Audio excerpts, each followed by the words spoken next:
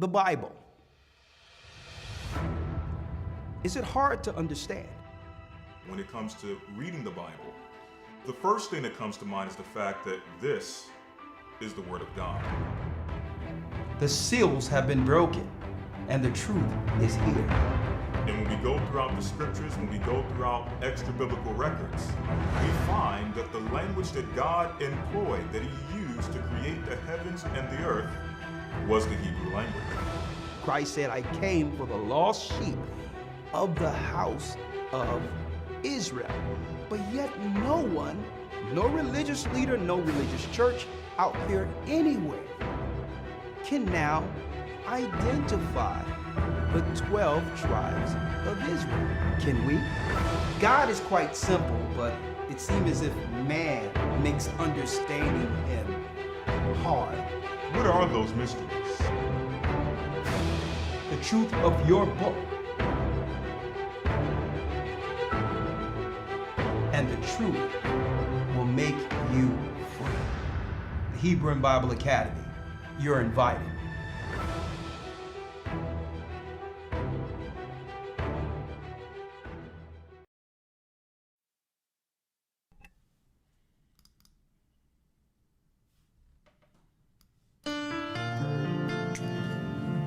Shalom, brothers and sisters. Shalom. Come on in.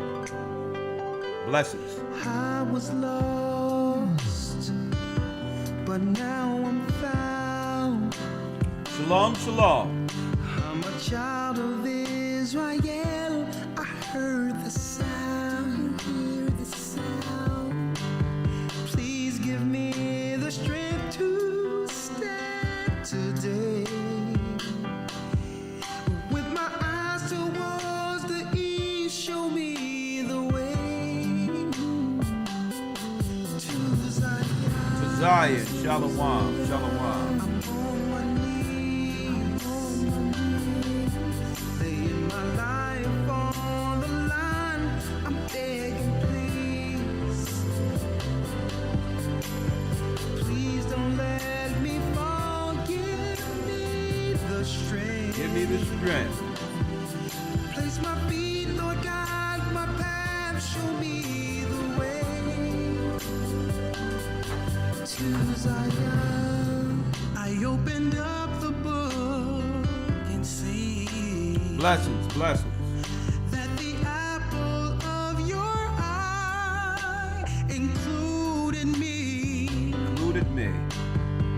And through the tribulation, I know I must stand. For a new heaven, a new earth, show me the way to Zion.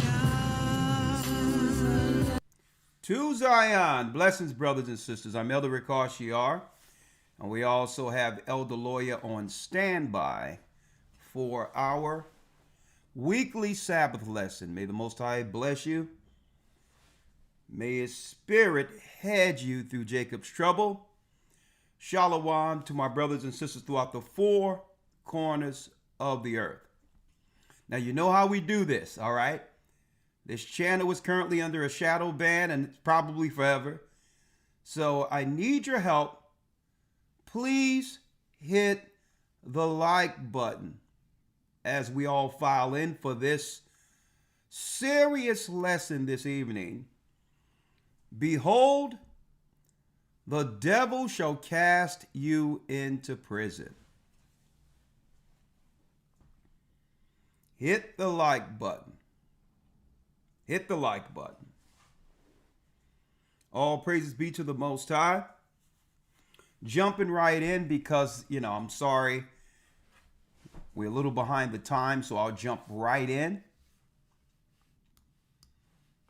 First and foremost, I would like to say thanks to my brothers and sisters who are a part of the current Hebrew and Bible Academy that ends tomorrow, week 12. Okay? And I really appreciate all you do to support this work. I really do.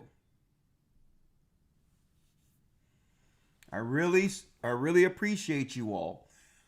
Tomorrow we'll be going into a serious lesson Week 12, the judgment of the nations and the revealing of the Antichrist is our week 12 lesson. Okay, so I hope you all are a part of this. I thank you all that's been a part of it. And guess what? We will end this academy revealing some serious information, okay? So we've studied, we've put the materials together. In week 12, we'll be going into the judgment of the nations and revealing the Antichrist will be our last lesson for this particular session, okay? Next week will be your test, okay? Next week will be your test. And of course, I have a whole bag of shirts. Hold on. 1 second.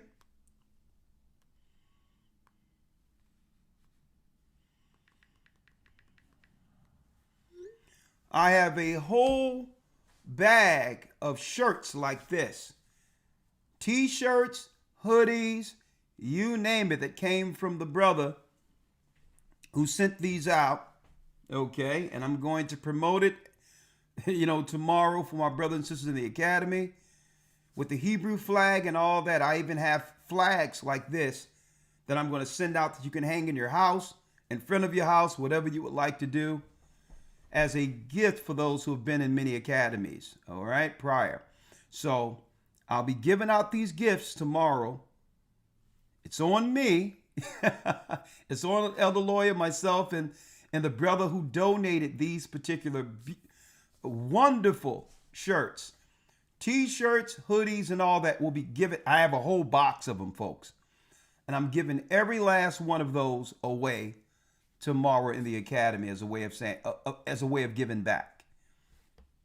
None of this would be possible without your continual support for the work. And I humbly, brothers and sisters, thank you all for what you do to support this gathering of Christ Church. Now, of course, for those who have never enrolled, I can't leave you out. So that's right. Starting June 1st, it will begin a new installment of the Hebrew and Bible Academy. Now, temporarily, we'll be cycling some lessons out that you've come accustomed to understanding in every academy. Since the beginning of the academy, the first lesson we've done for every academy has been the creation of the universe. We're cycling that particular lesson out in a few more lessons. Why? The full 12 weeks will be concentrating on, that's right, the beginning and fall of Babylon. History, the understanding of the religious aspect of Babylon, as well as what? Right on your screen, look at it. The theme. The theme. From Babylon, Rome to America will be the theme. So we're going to cycle out a few lessons and add others. So I'm not leaving you out for those who have never been in the academy. Now, eventually we'll put the creation of the universe back in when it comes to later academies, if it be the Most High's will. But folks, we have some brand new lessons coming for you with the academy, with this theme. One of the most impactful lessons we've had since the beginning of this church was this particular lesson, from Babylon, Rome to America. Well, here we are, full circle. In the academy, this is what you can look forward to. New lessons.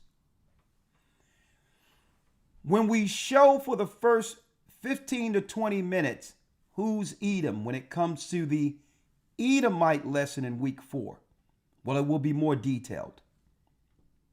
The secret war against, the secret war of Edom against Israelites. Instead of week 4, who's Edom? We're going to identify Edom. But one thing we've never delved into altogether was bringing forth the history, showing all the contentions and war Edom have waged against Israelites even until our present time. Okay? I'm not into this back and forth, right, of people claiming that Edom or the Europeans are Japheth. I'm beyond that already. I've studied that already. I teach in the academy exactly how the Edomites left Mount Seir and went into Asia Minor and Europe. From the time of Zepho, the grandson of Esau, all the way to Alexander the Greek, okay, who was from what? Macedonia. A stranger of Macedonia was his father, Philip, where they went into Kittim and spread their evil intent on the earth through the 4 generals of Alexander. So I'm not even going to debate. That's a low-level conversation if someone try to claim that the modern-day Europeans are Japheth. That's a low-level argument. I have the history on that already. Okay? But again, the secret war of Edom against Israelites will be the lesson. The secret war. All the way from the time we were in the womb of our mother, Rebecca. Okay?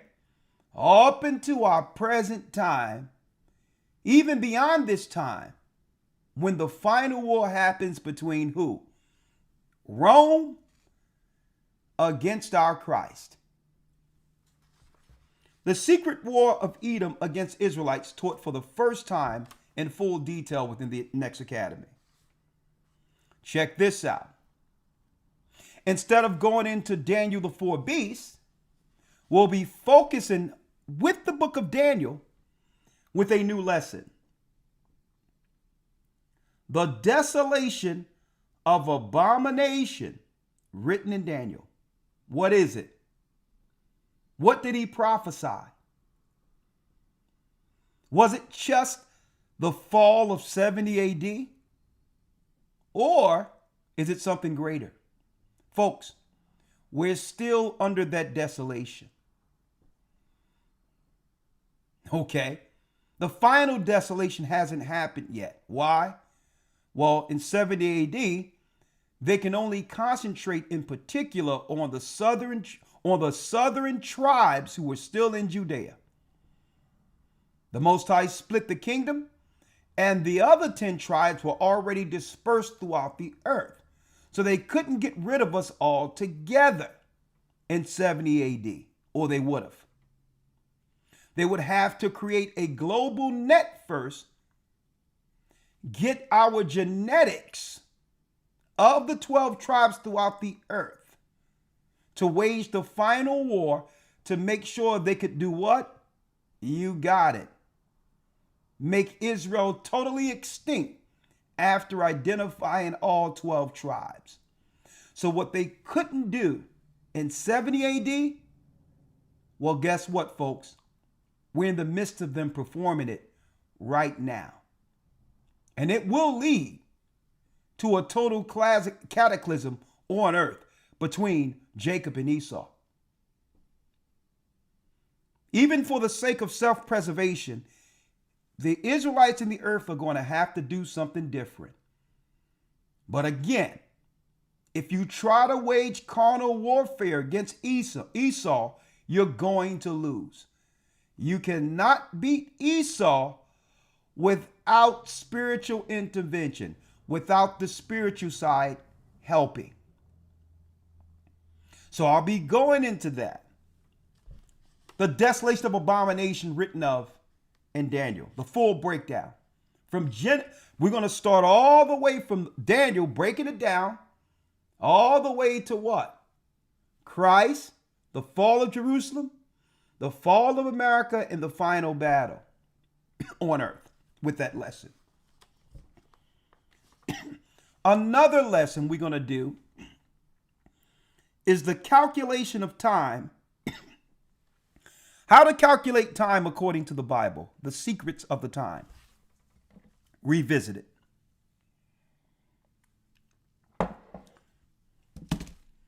And seriously, folks, we're putting so much detail into this particular academy because we're understanding that soon,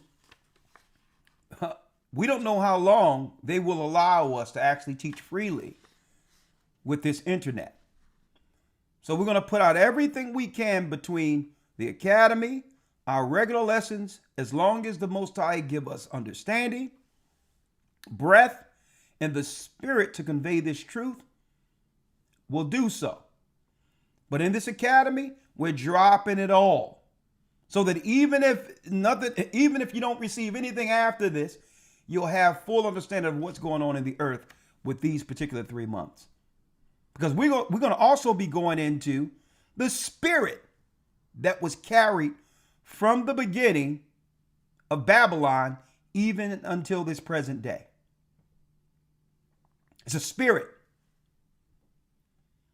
And, I'm going to touch on a little bit of it in this particular lesson. Right?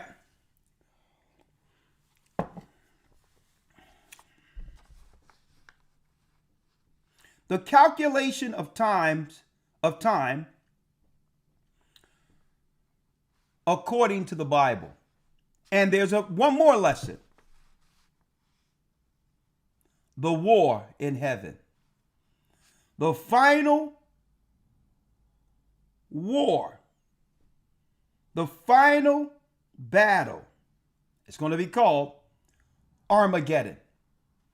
The final war in heaven. Armageddon, the final war in heaven, will be the last lesson for the next academy. If you've never been in the academy, you want to be in this one. Okay? And I'm going to tell you something. Even if you don't fully believe everything we teach in this academy, I mean, as far as the doctrine goes, people who believe the doctrine get baptized and become a part of the body. It doesn't mean that what we're teaching, sent by the Almighty, isn't for you. Regardless of what you feel about us, take the information. It's going to benefit your life. It will allow you to go into this book and see what the enemy have hidden from ages and generations from you. And you are entitled to that because what? You're a child of God. Regardless of whether or not, guess what, folks? We're not into this popularity contest about being happy because people are joining us. We're not here for that. I'm going to tell you this right now. We were never in it for that. Okay? We were only in this to please the Almighty and to do His will. And began to set up an administration and or church. What? Because there was a necessity, being that so many people wanted to become a part of what the Most High had us teach. That's the only reason we had to formulate a church. Lay hands and appoint according to what's written in scriptures.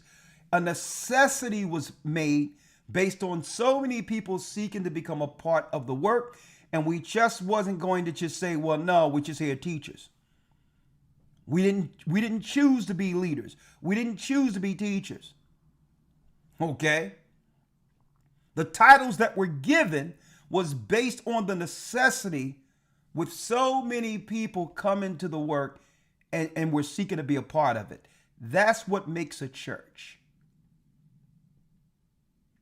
Okay, there's no shepherds that are called by the Almighty that sought to be a self-proclaimed leader. It doesn't work that way. Peter was fishing. Peter was fishing when he ran into Christ, him and his brother. He was fishing. Okay? He didn't seek to be a leader or the one whom Christ would set his church on, but Christ seen something in Peter. Moses didn't choose to be a leader to lead our people out of Egypt. He didn't choose that. Okay?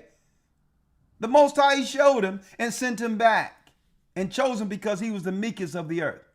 So anyone that's self-proclaimed and is seeking self-admiration or recognition, that's not a leader.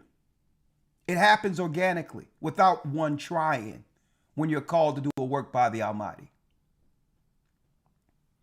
So again, we're going to put everything we can into the next 3 months, and I hope you all become a part of this. We're going to have the history books there for you, the research there for you, and even if you're not part of the church, that's fine. Benefit from what the Most High have given us to give you. Benefit from it. Right? June 1st, we're in open enrollment right now. Go to historytimes.org to enroll. Okay? There's no need to send extra emails, whatever the case is. You enroll, a response will come back to you. Let's go June 1st. Again, let me just roll out all four for you. And if the Most High inspire us to add another lesson between now and June 1st, that will be announced. But right now, I really want to focus on the secret war of Edom against Israelites, the desolation of abomination, how to calculate time according to God, the Bible, and I can't wait for this lesson, Armageddon. The final war in heaven. Enroll. All right. HistoryTimes.org. Shalom. How you doing, Elder Lawyer? Shabbat Shalom, sir. I'm doing well. How about yourself? Well, I think I'm finally recovered from the trip from overseas. I'm gonna tell you that jet lag is real. You know, I was running. Sometimes you feel totally energized and think that you're over it, and then your body just crashes. Right. I've been dealing with the same thing, so I think I'm just about there as well. So all praise be to the Most High for that. Well, Elder Lawyer, this is going to be. I took some time. I'm sorry that I was a little late, but I took some time because I wanted to make sure that I would deliver this lesson in the spirit the Most High gave it to me this morning. Right? And folks, that's how that's how it be. Okay? That's how it be. Usually these Sabbath lessons, folks, it's nothing that I thought about studying the night before. Okay? I wake up and the Most High have instilled something in me to teach. Strictly through the Holy Spirit.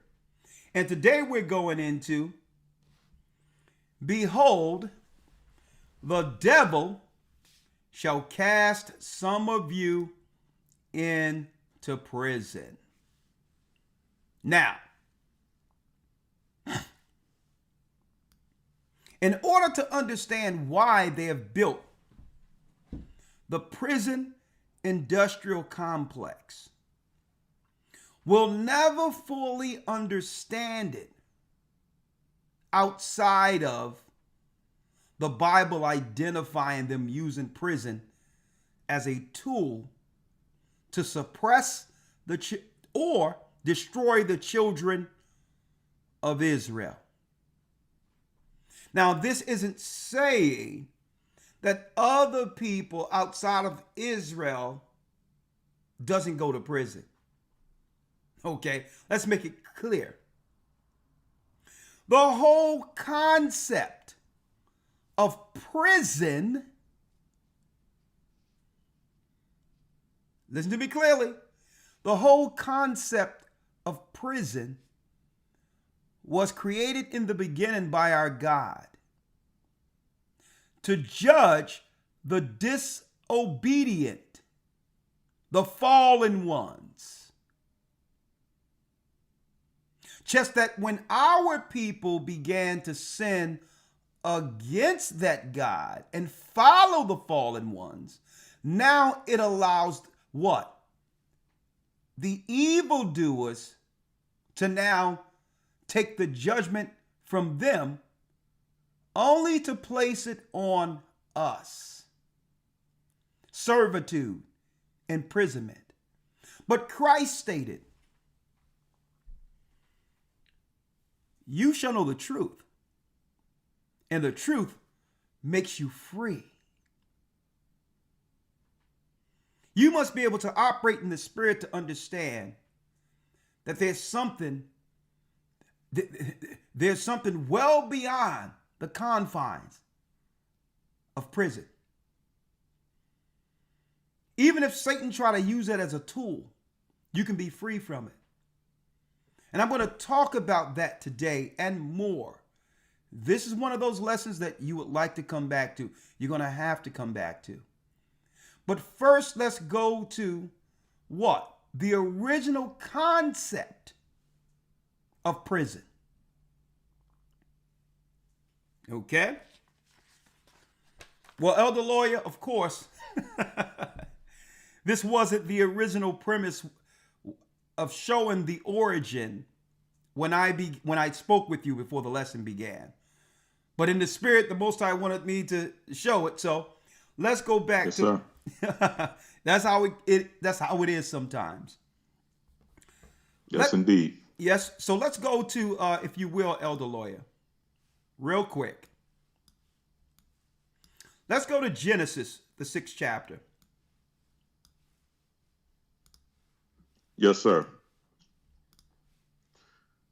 Genesis 6:1. Genesis 6, verse 1. Thank you. You can read it. Yes, sir. Genesis 6:1. And it came to pass when men began to multiply on the face of the earth, and daughters were born unto them, that the sons of God saw the daughters of men, that they were fair. And they took them wives of all which they chose. And they took them wives. And they took them wives of all which they chose. The sin of fornication and or adultery began at this time pre-flood. Read. Yes, sir. 3. And the Lord said, my spirit shall not always strive with man, for that he is also flesh, yet his days shall be 120 years. This is not speaking of, in particular, the lifespan of man. Even past this particular verse that we read here, you see men and women living past, particularly men, living past 120 years of age. So it's not speaking of the lifespan of a man. What it's speaking of is 120 jubilees before the judgment on those who began evil in the earth. 120 jubilees, jubilees being 50 years, is 6,000 years before the judgment on the sons of God who came down to sleep with the daughters of men, the daughters of Cain. All right. Read. There were giants in the earth in those days. And out of this sin came what? Hybrid beings, disobedient children who were called titans and or giants. Hence the reason the Most High had to send the flood. Now through this would be a judgment. The judgment was shown in the Bible. It was given to the disciples, to Peter. Okay, the judgment on these fallen ones. These fallen ones and the spirit of these angels would teach mankind all types of wickedness to disobey the God who would one day judge them. So it's their position to keep the earth under disobedience, because through disobedience, it puts man in a compromised position to only serve, to be used as servants to serve the governments that were established by the fallen ones. Hold this, Elder Lloyd, and let's get 2 Peter's. Yes, sir.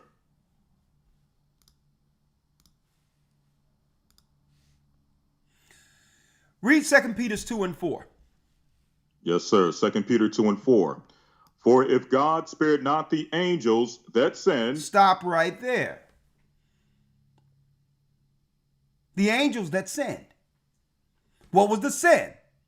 When the sons of God saw the daughters of men that they were fair, and they came down and dealt with them and produced Nephilim. So through this comes what? A judgment. Read. For if God spared not the angels that sinned, but cast them down to hell. To hell, you're going to find, folks, that this was what? The initial premise for what we call prisons on earth. You disobey, there's a judgment. Well, the powers of the world got this from somewhere. Understanding the prison that the Most High made in the earth for the disobedient called hell. Read.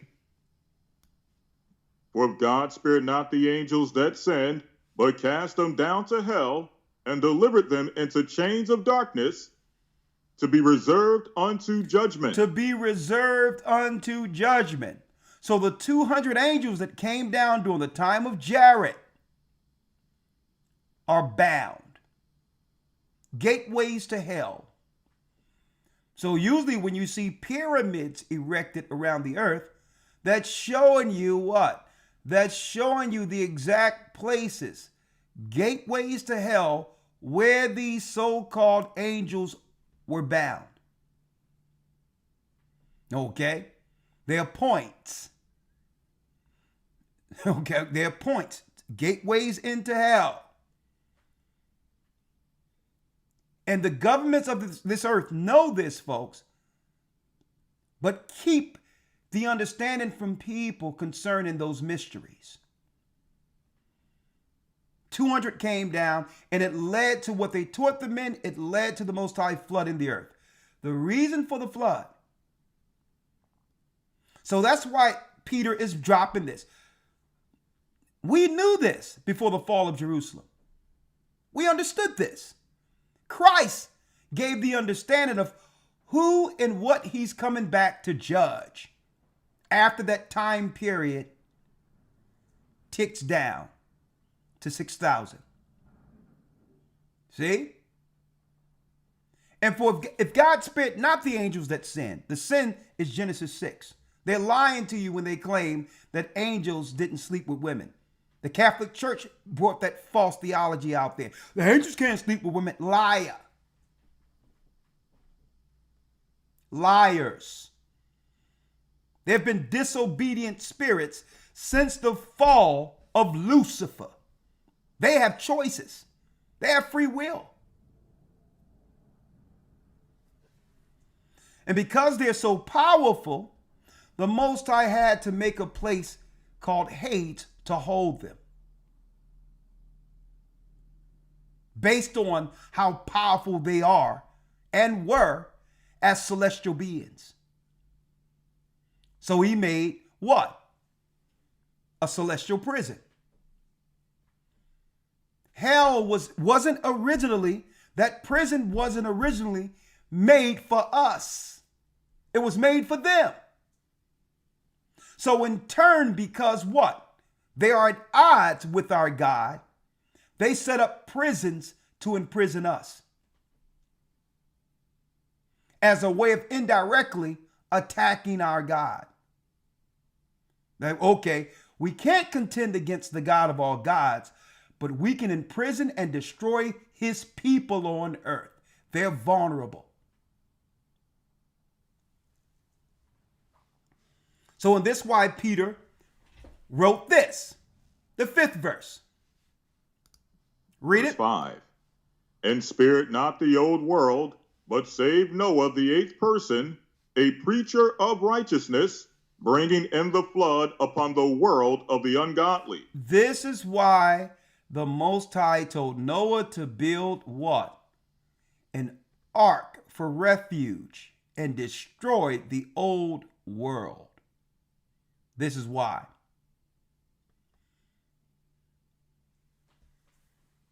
This, what we're showing you, are what? The original concepts of what we see on earth called prisons.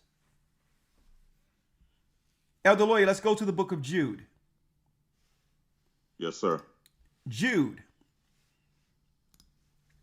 And let's go down to what? The 6th verse. Yes, sir. Jude 1 and 6. Read. And the angels which kept not their first estate. Their first estate, they lived in heaven. They lived in heaven. A matter of fact, Elder Lawyer, 1 second.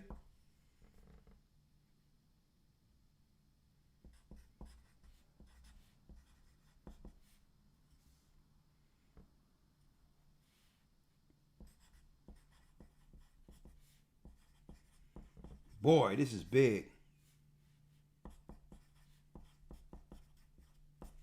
Elder Lawyer, real quick. Yes, sir.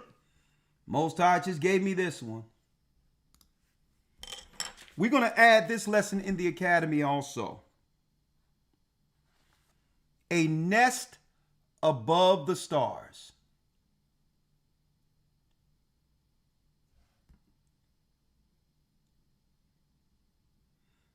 We can't talk about from Babylon, Rome to America and not show the space program they tried to execute with the Tower of Babel. And we're going to go from that space program all the way to the current space programs of NASA and what? SpaceX with Elon Musk. A nest above the stars. Strictly a lesson talking about the space programs that began in ancient Babylon. You got that? Yes, sir. My brother. Let's go back. Yes, sir. Jude 1 and 6. Go on. And the angels which kept not their first estate, but left their own habitation. But left their own habitation, which was heaven. Read.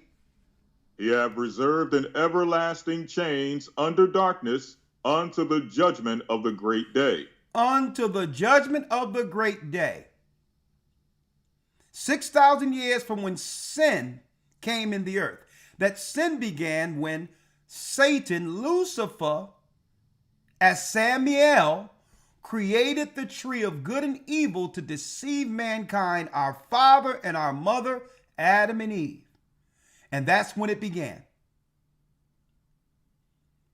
That 6,000 years would begin at the sin of Adam all the way into the great day of judgment, which is 120 Jubilees, 6,000 years from when sin was introduced in the earth. All of them will be judged. He have reserved in everlasting chains under darkness unto the judgment of the great day. Now, some people may say, well, hold up. If it's 6,000 years, we can do the calculation, right?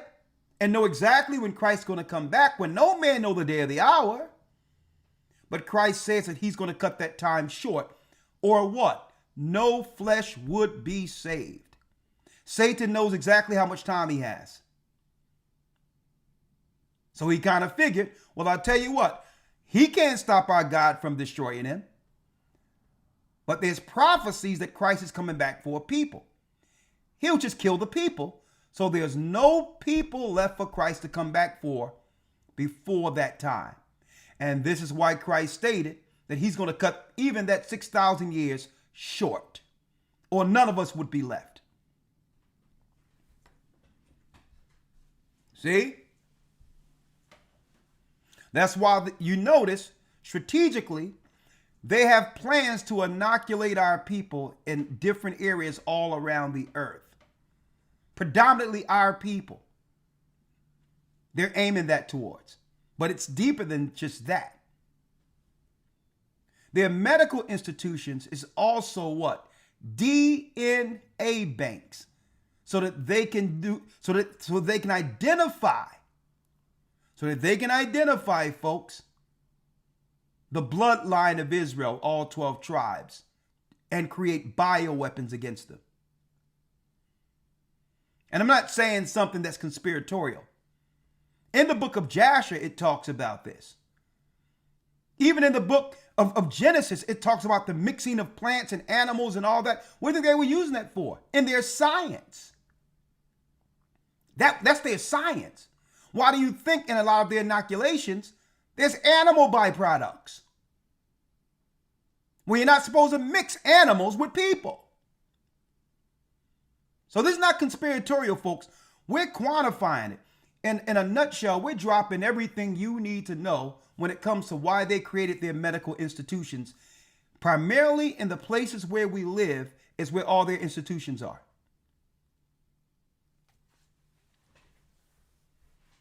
And the angels, which kept not their first estate, but left their own habitation, read, He have reserved an everlasting chains under darkness unto the judgment of the great day. So we understand that there's angels who are bound and who have been bound since the time of the flood.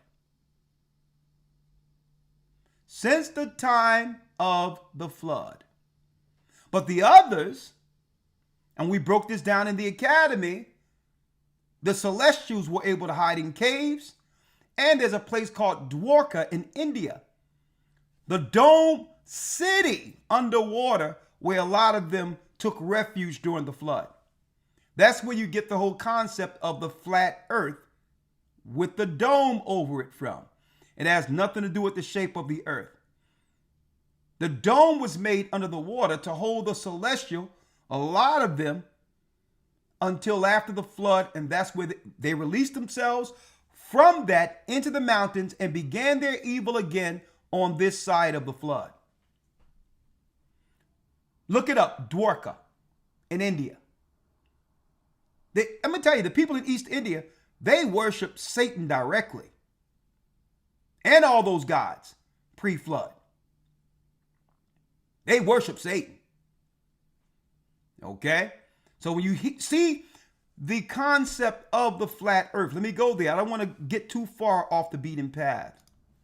But when you see the concept of the flat earth, that's an ancient Asian ideology that came out of the East Indian records.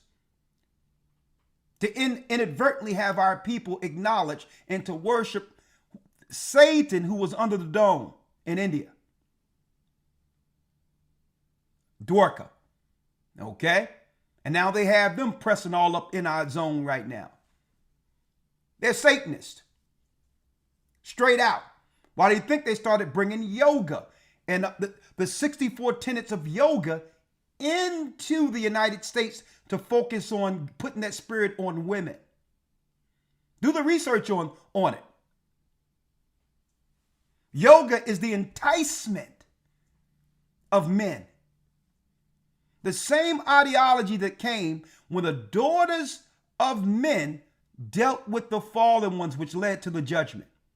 So through yoga comes what? The enticement of men, which leads to sin and adultery and fornication. It happened with the original fallen angels who are imprisoned now and the women who enticed them. That's your 64 tenets aimed towards women for yoga. And now we have the whole United States and all the Western world, all the women, even grandmoms, are walking around with yoga pants.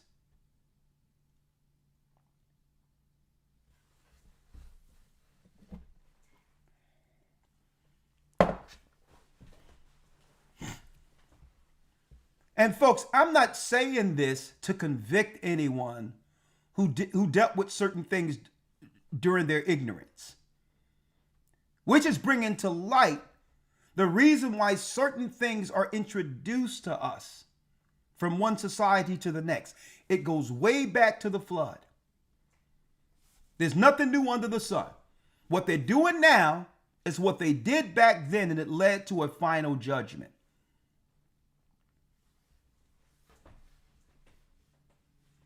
Let's go back here. Not a final judgment, but it led to a judgment. It was final for them. Read the 6th verse again. Yes, sir. Jude, verse 6. And the angels which kept not their first estate, but left their own habitation, he have reserved in everlasting chains under darkness unto the judgment of the great day. Unto the judgment of the great day. And then, don't forget, folks, all of this was shown to the disciples. So Christ was able to what? Instill the truth concerning the beginning all the way until what? The coming and the new kingdom. He was able to instill that in his disciples. So to understand what's really going on in the world, geopolitical, scientific, spiritual, whatever you want, you need the Bible to give full understanding to why everything exists, even the political structures, everything. Or you'll only have a piece. And there's nothing wrong, I'm going to tell you folks, there's nothing wrong with you having a piece. At least that's a start, right? But we're here to help you put those pieces together. See? Nothing wrong with you having a piece. but through the Bible, we put the puzzle, we help you put that puzzle together. Right? To make sense of what? A confused world.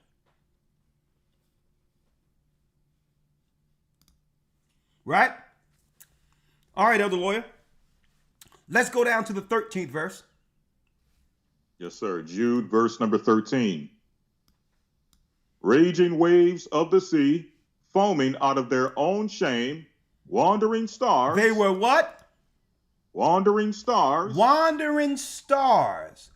Twinkle, twinkle, little star, how I wonder what you are. Angels. Right? How do we know this?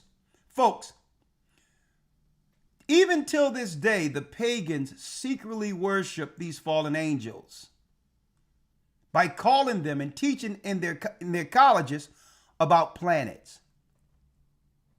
Okay? There is no planet at a certain distance between the earth. It's all a lie. It's all a lie. Why? Because you don't have the evidence to be able to go out there to confirm or to deny what they're telling you in schools. It's all a lie. Really, when they say a planet, it's the worship of one of their gods, one of the fallen ones. You don't believe me? Check this out. I'm going to do this in front of your face. Right? I'm going to type in Jupiter right here. Jupiter. Right? Right there for you. Now, Jupiter is the statue they took out of the pagan temple once Jerusalem fell and placed in the Vatican and claimed it was Peter. When really, when you go to the Vatican and they kissing so-called Peter's feet, folks, history tells us that was what?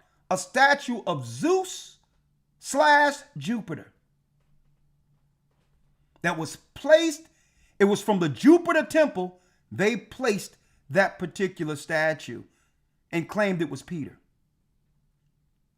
Check out in the Bible when it talks about Jupiter. Right? When Barnabas and Paul came on the scene, they were what? They were contending against what? The priest. The priest over the city. These priests, I'm going to tell you folks, straight pagan priests worship Jupiter, Mercury, and all of that, right?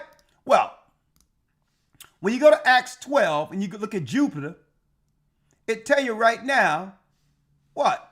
Zeus, Jupiter, Yovi, supreme deity, Jupiter. Not a planet, folks. These are fallen ones. Right? These are fallen ones. Let's go again. Jupiter. Right?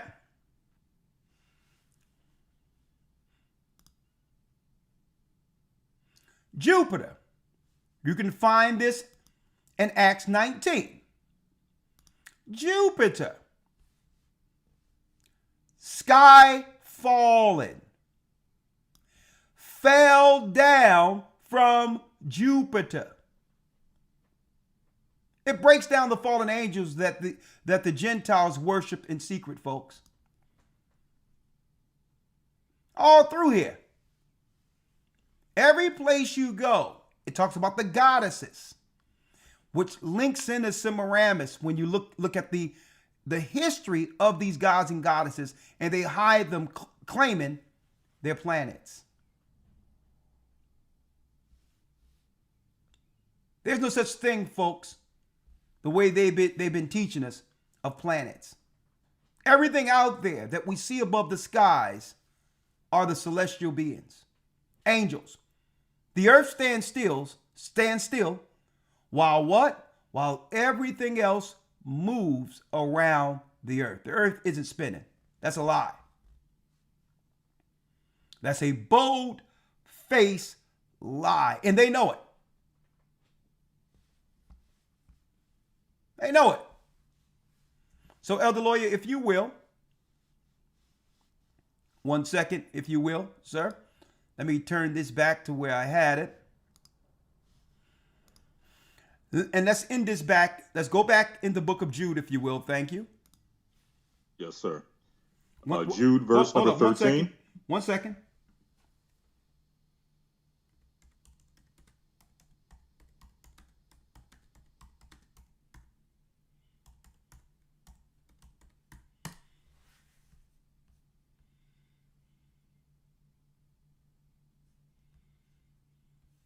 One second. 1 second.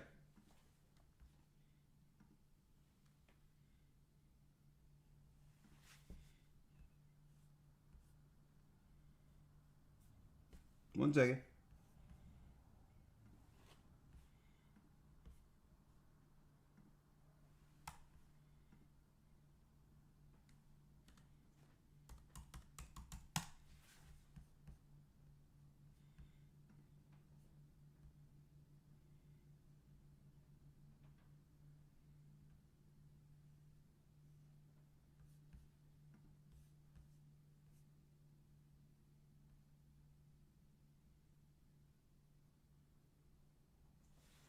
Okay, let's read it. Let's go back. Yes, sir. Jude, verse number 13. Jude, here's the one. Verse 13. Read it. Raging waves of the sea, foaming out of their own shame, wandering stars. Wandering stars. To whom is reserved the blackness of darkness forever. They will be in prison. They were in prison, and guess what? Who prophesied of these things? These wandering stars. 13. Wandering stars. Mm-hmm. Wandering stars. And as you can see, Star, Astereth. Like the goddess Aster or Ashereth, Nimrod's mother. Wandering stars. And when you look at the word wandering, it gives you what? Wandering is planets. See? Wandering is the Greek word planets. A rover. A rover is something that's moving around the earth. Planet. So these are who are over your universities, over the secret societies, still worship these fallen ones, and they make you believe they're talking about in their schools a planet somewhere, when it's really the gods they sacrifice to, the fallen ones, beginning with Satan. Right in front of, and folks, they're doing this right in our faces.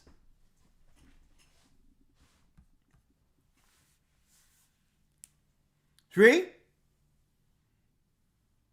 wandering stars. 14. And Enoch also, the seventh from Adam, prophesied of these, saying, Who prophesied? Who prophesied? Enoch also, the seventh from Adam, prophesied of these, saying. We can keep it right there. So we know that Enoch prophesied of these. So you don't know about these if you don't know about Enoch. So don't think you can go to any other place on this earth where people are teaching the Bible and get the true understanding of what's going on in the earth, especially those who would have you question what's written of in the Bible concerning Enoch. If they don't believe in the New Testament, ignore them. Okay?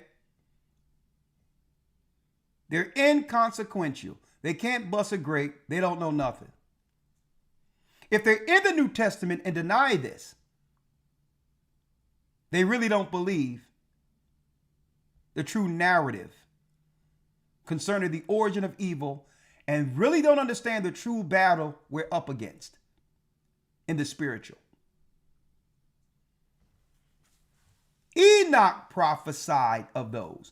And you don't understand what's going on if you haven't read the book, the number one book of Enoch that was found in the Qumran caves, which confirms everything Christ told the disciples concerning judgment.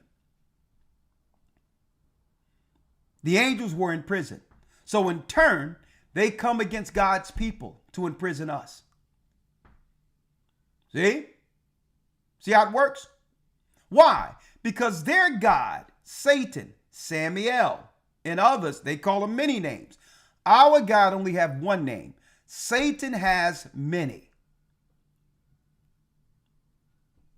Satan has many names. Our God only have one.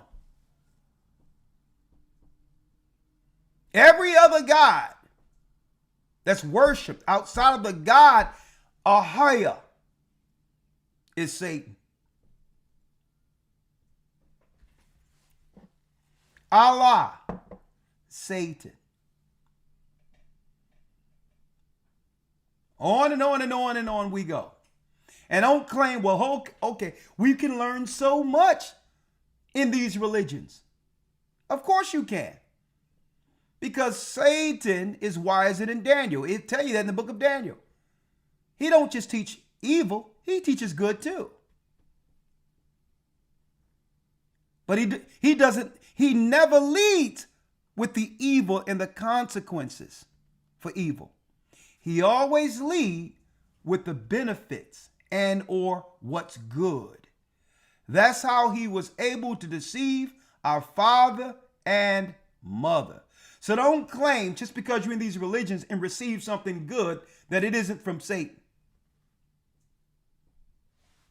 Satan presents both, but he leads with the benefits so so you can ignore the consequences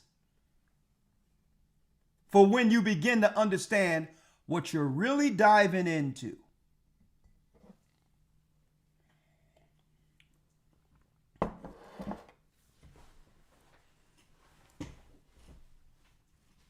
Elder Lawyer, Isaiah the 14th chapter. And guess what?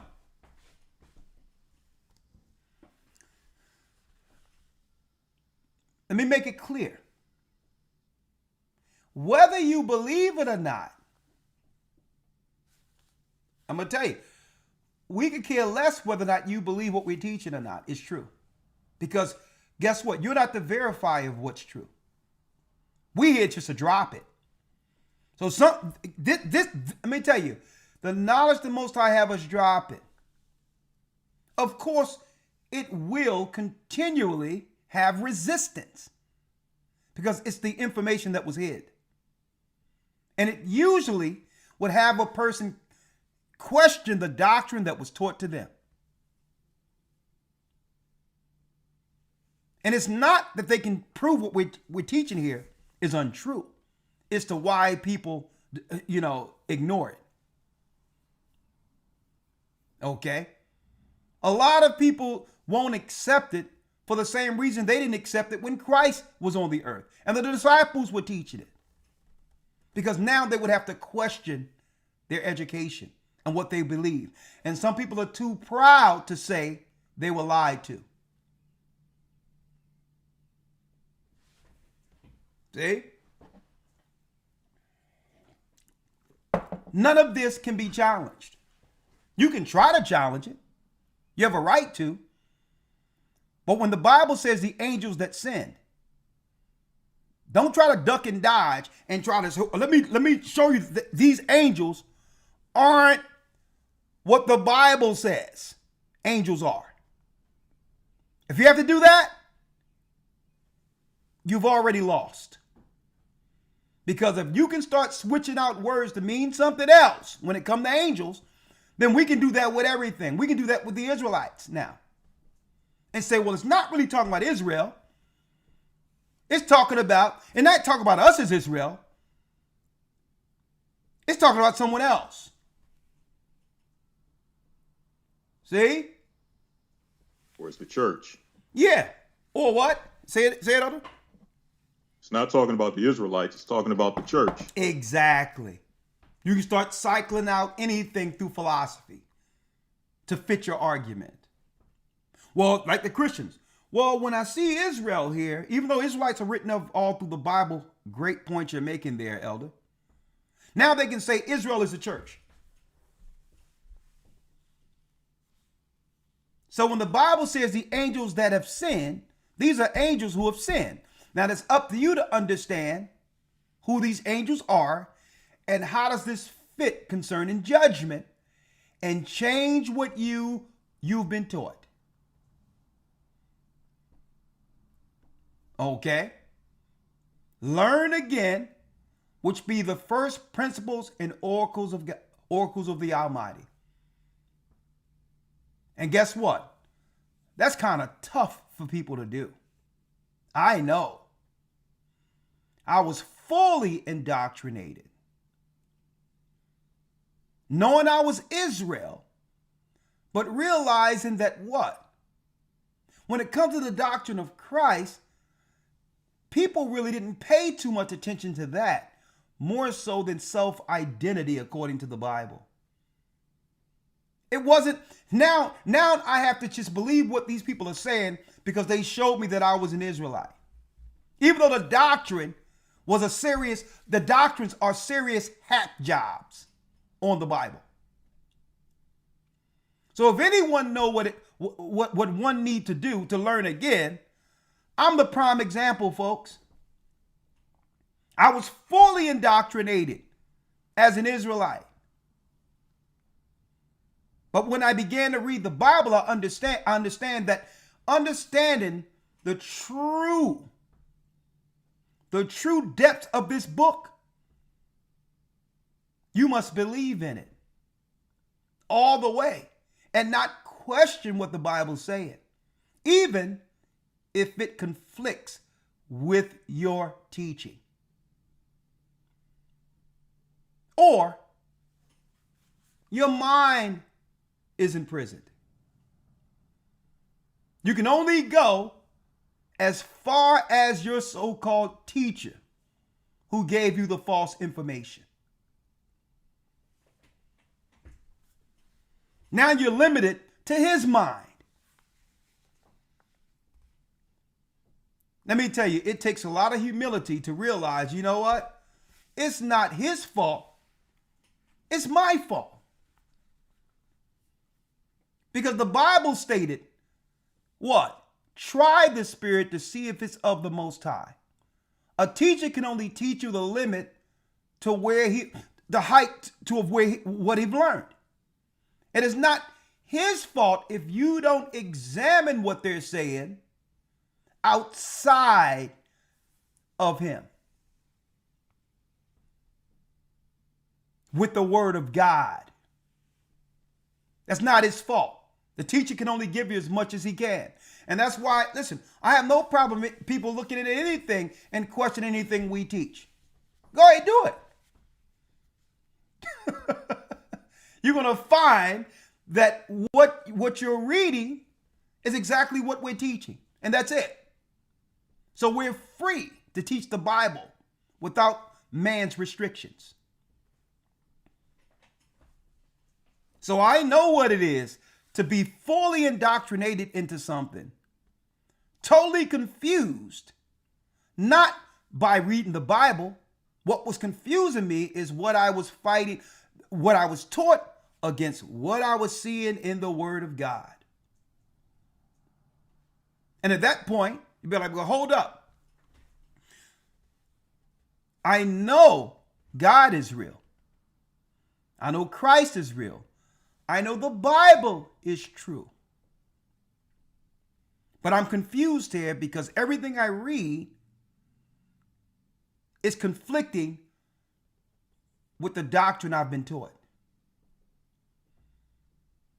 It's conflicting. Now, I either go one or two ways. The first way is to say how knowledgeable these guys are with the Bible, and what I'm reading here is so confusing, I'm going to leave the Bible alone altogether and not believe anything. That's the first choice I have. I might as well just go get a job, work, and just live my life and nix this stuff, because if these people don't have the truth, there is no truth after all the lies I've gone through. Christianity, now the Israelites are going to lie to me, and it leads people into unbelief. That's one choice that one might have. Right? And don't think that idea didn't come into my mind. The Christian church lies to me. The Israelites lied to me. I'm like, listen, I don't know what this is. And the Most High was like, he said, listen, you know what the scriptures say. Learn again which be the first oracles of the Almighty. Don't give up on me.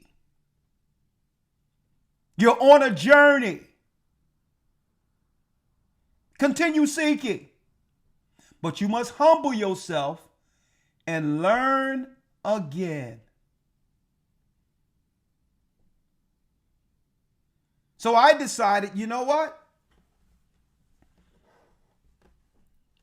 I'm never going to be in this place where I'm teaching the Bible and then have to come back and apologize for what I'm teaching.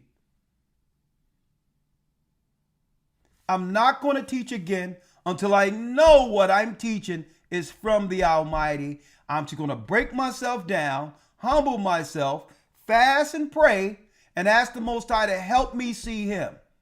Help me understand this word and not be confused concerning it. So that when I teach, the Most High is true and every man a liar. So I said, you know what? I know I'm Israel. I need to study Christ and the Acts of the Apostles.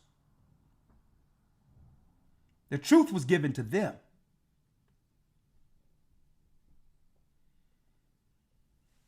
And when that happened, we became free. I became free to say, you know what? I can teach the doctrine and not have to now come back and switch things up.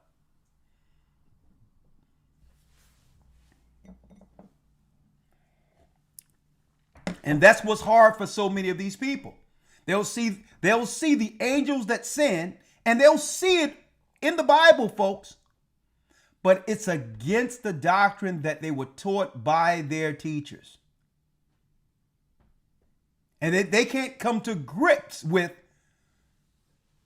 And another thing, we have to stop taking this posture that the teacher outright lied to us. That's not the case.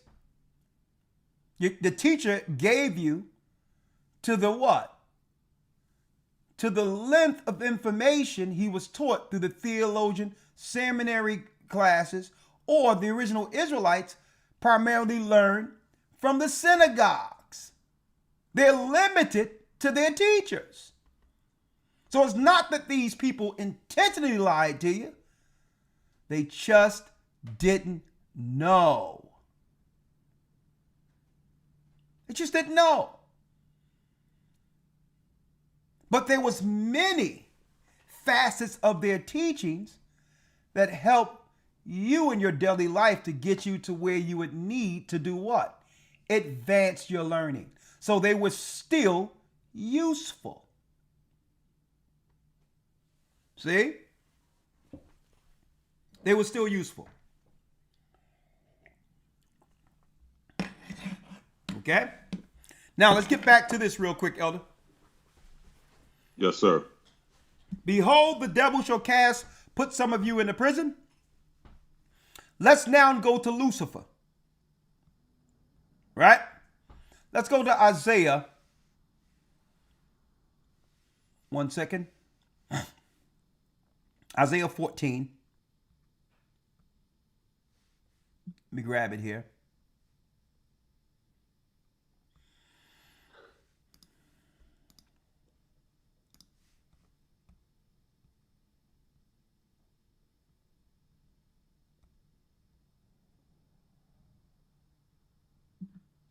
And we'll start at what?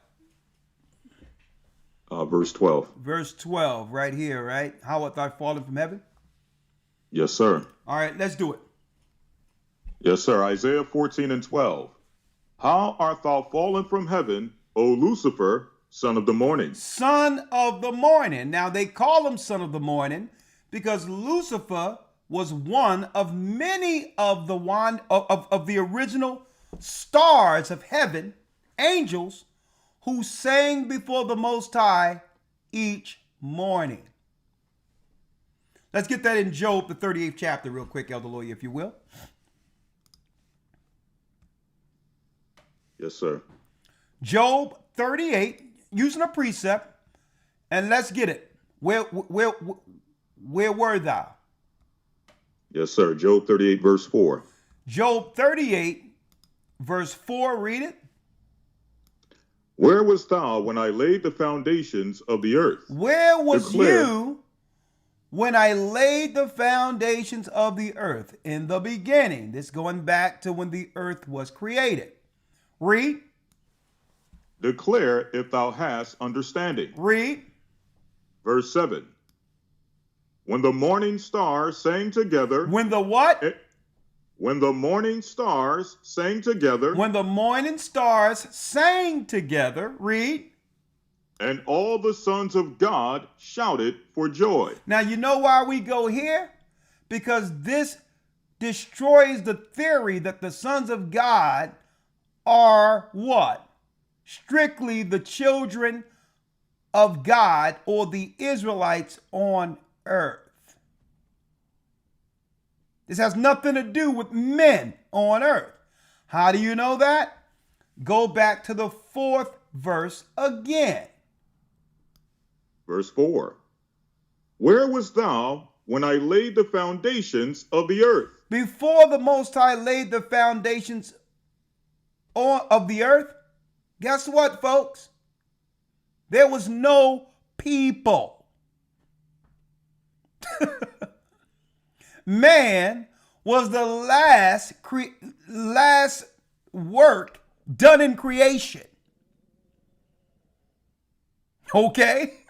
Animals and all that was here before man. Even before the animals. It's showing you what? It's giving you the chronology.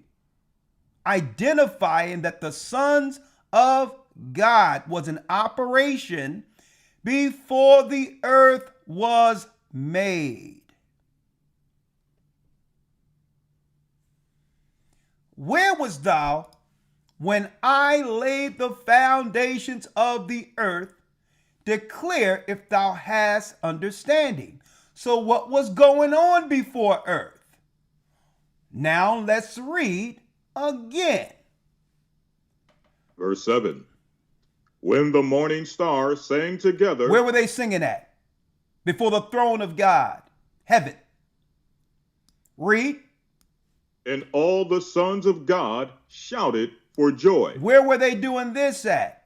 In heaven. The sons of God initially were the angels. Lucifer was what? One of many. Christ was even included in this quote unquote, if you will, choir before the throne of God. Lucifer was there also before the fall. Now that we know that this was before earth, no one can now claim when they see the sons of God in Genesis that it's talking about people.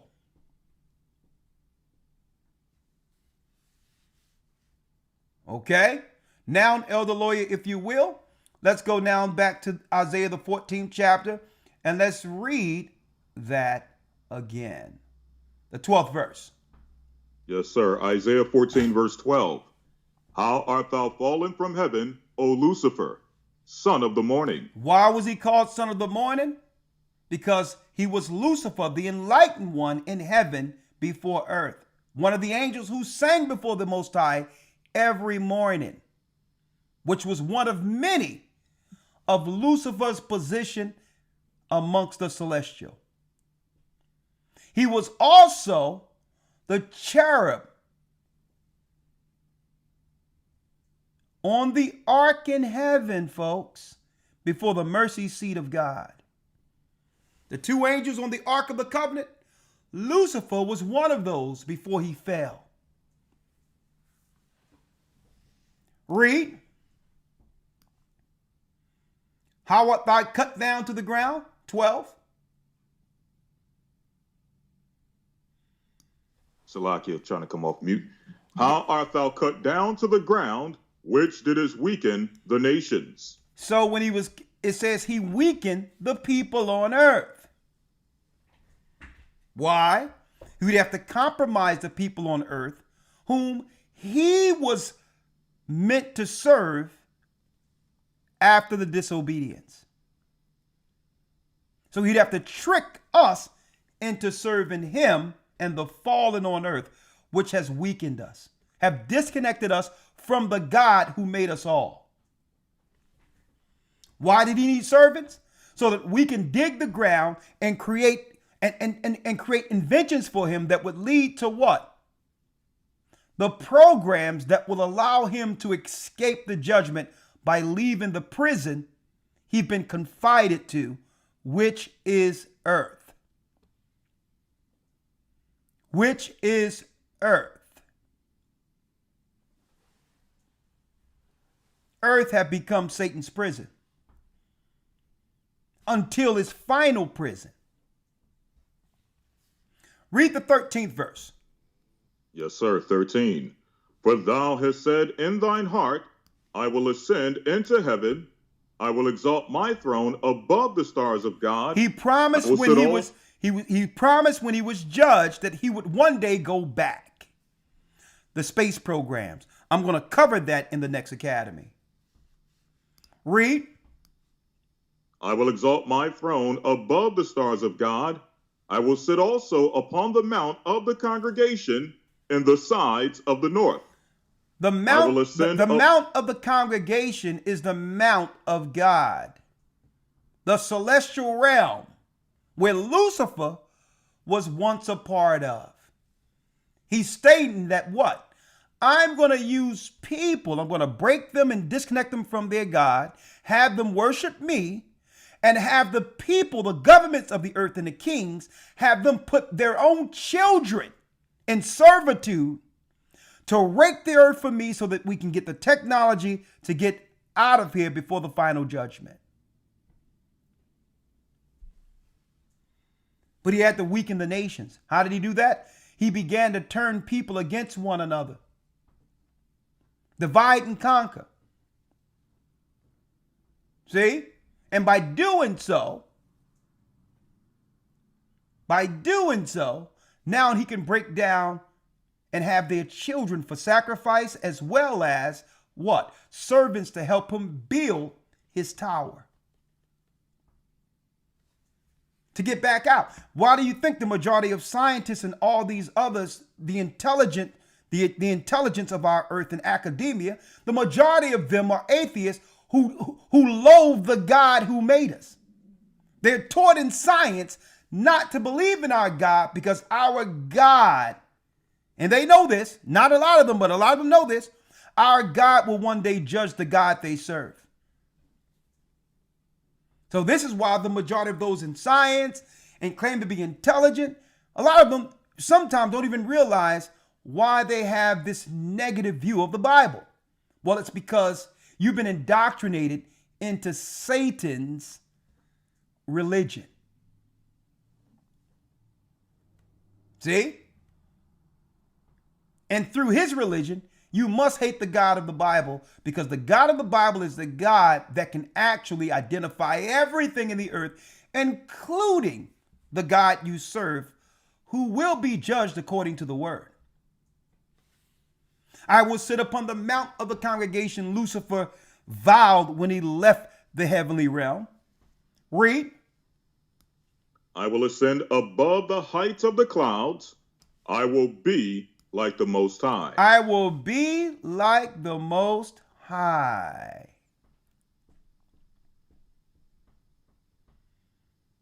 So he promised to go back out in space. But what is the judgment for him? Read. 15. Yet thou shalt be brought down to hell, to the sides of the pit. He will be bound like the other angels were bound before the flood. This is a judgment. See? And guess who's going to bind him? Christ. So they know the prophecies. Yet thou shalt be brought down to hell, to the sides of the pit. Folks, this is the first references in the scriptures concerning prison. It's used for judgment. It's used for judgment. So now Satan will set up what? Satan now will set up a system in the earth, knowing that prison was initially for him and the fallen ones, but they'll use it as what? They'll use it as a tool to destroy God's people, to put them into servitude. Folks, that's what they're going to use their prisons for. That's what they've always used them for. Elder Lawyer, now let's go back and show you some examples of what was used even back in ancient times to imprison the righteous, aimed towards coming against God's people. Elder Lawyer, let's go into Egypt real quick.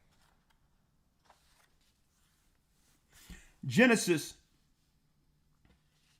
what's that, the 39th chapter? Yes, sir. Let's go into Egypt. Genesis, the 39th chapter.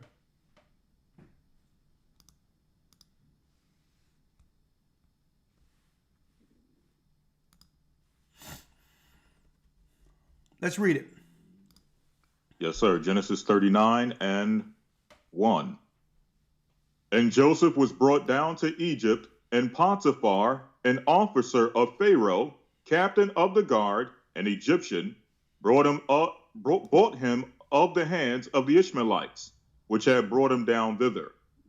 And the Lord was with Joseph, and he was a prosperous man, and he was in the house of his master the Egyptian.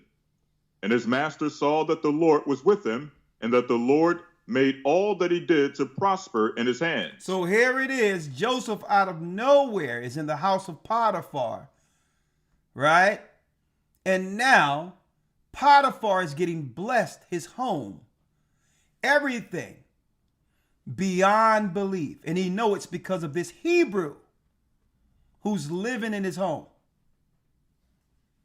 Read. 4.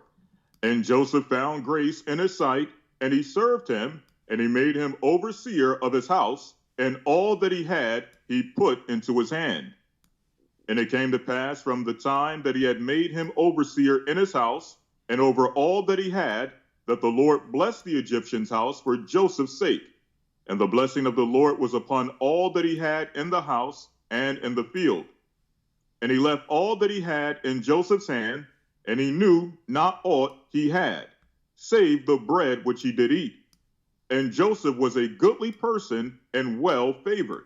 Well favored. It tells you in the book of Jasher that Joseph was the best. Not only was not only was he the smartest man in Egypt, he was the best looking man throughout all of the land of Egypt.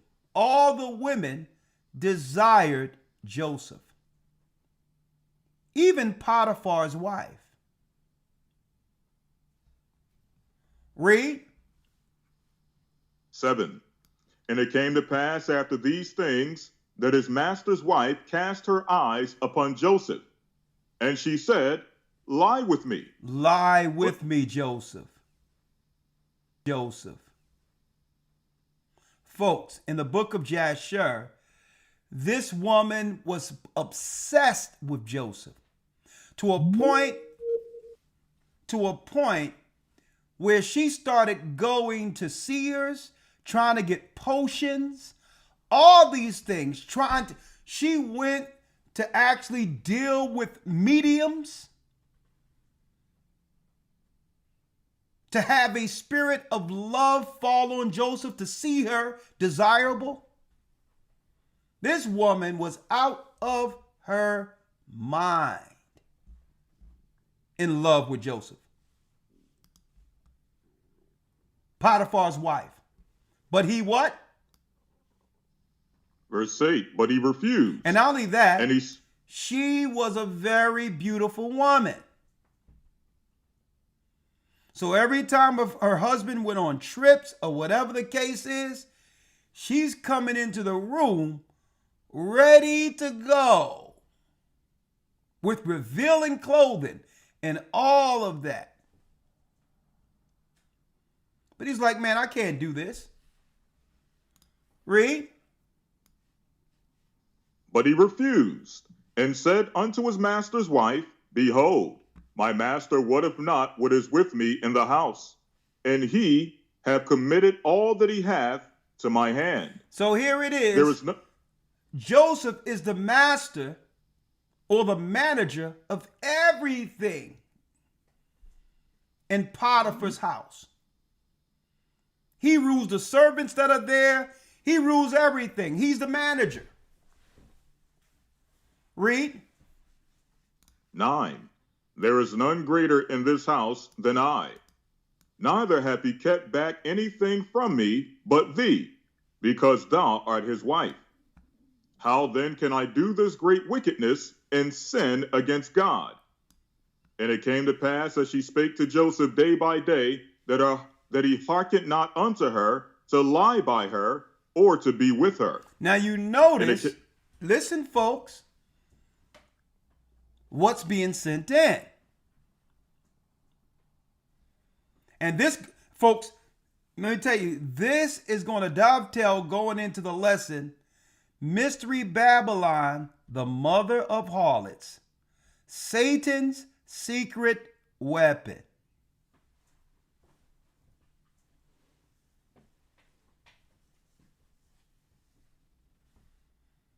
Because she could do this knowing what? There is no consequence for her doing this. It's a win-win for her, and it's a loss for Joseph. Why?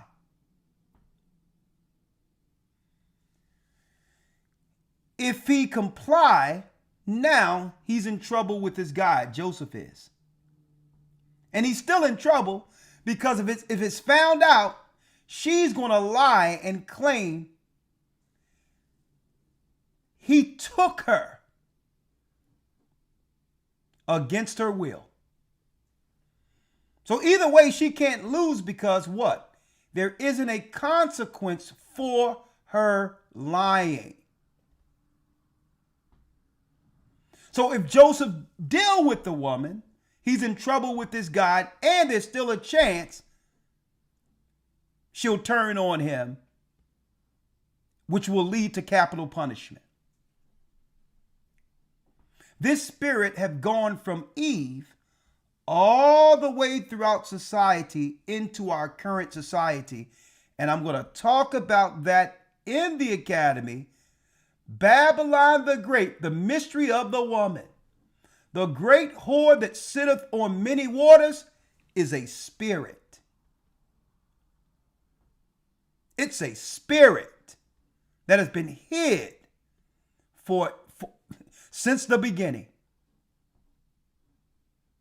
A spirit in a woman that's insatiable, knowing that at the end of it, there's no consequences for her wicked lies. The only thing she would have to do is claim victim. And it came to pass, as she spoke to Joseph day by day, that he hearkened not unto her to lie with her or to be with her. Read. 11. And it came to pass about this time that Joseph went into the house to do his business, and there was none of the men of the house there within. To do his business is no different than him being in the office. Like just say, if you're working in a corporate office, right? And someone is always coming into your lane to have you compromise your position. Only for when it's found out, someone can claim, when things doesn't work out like she wanted to, she can claim sexual harassment. Mm-hmm. See? There's nothing new under the sun. Because there's no consequences for her lying when it doesn't turn out like she thought it would. It's a weapon that can be used at any time. Because there's no judgment for it. And Satan wouldn't have it any other way.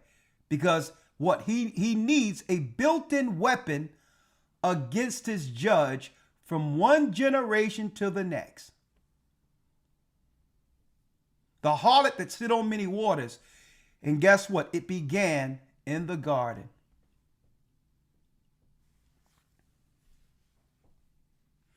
The 12th verse. And she caught him by his garment, saying, Lie with me.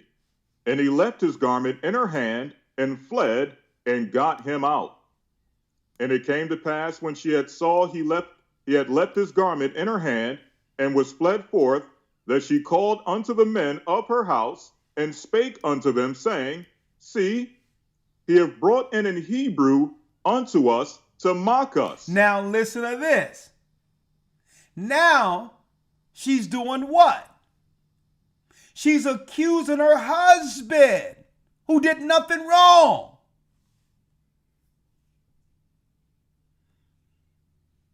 Right? Look at this man my husband had brought into my house, compromising me. She can play blame. She can put blame on either side without any consequences. Joseph did nothing wrong. Her husband did nothing wrong. And she's blaming them both.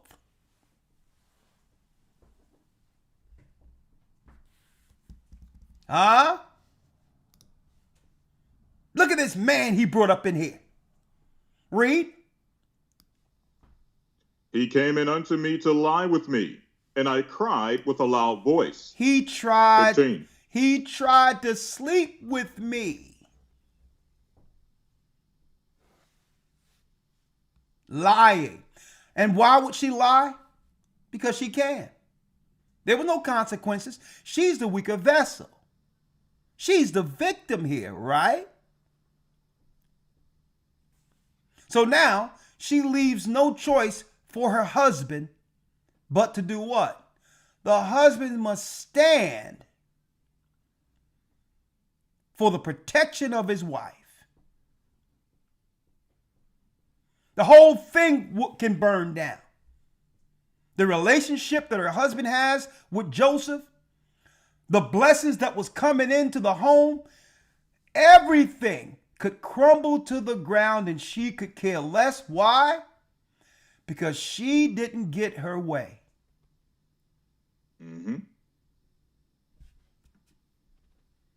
Because she didn't get her way, the whole thing burns to the ground. And then when it all burns to the ground, she'll have a built-in excuse that makes her blameless, claiming it was both of those men's fault. See how it works? Mystery Babylon, the mother of harlots, and she sit on many waters. This woman was evil, an adulteress, a sinner.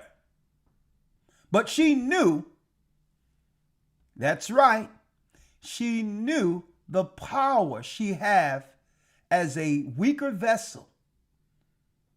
But she can use that power to take down both men if she wanted to.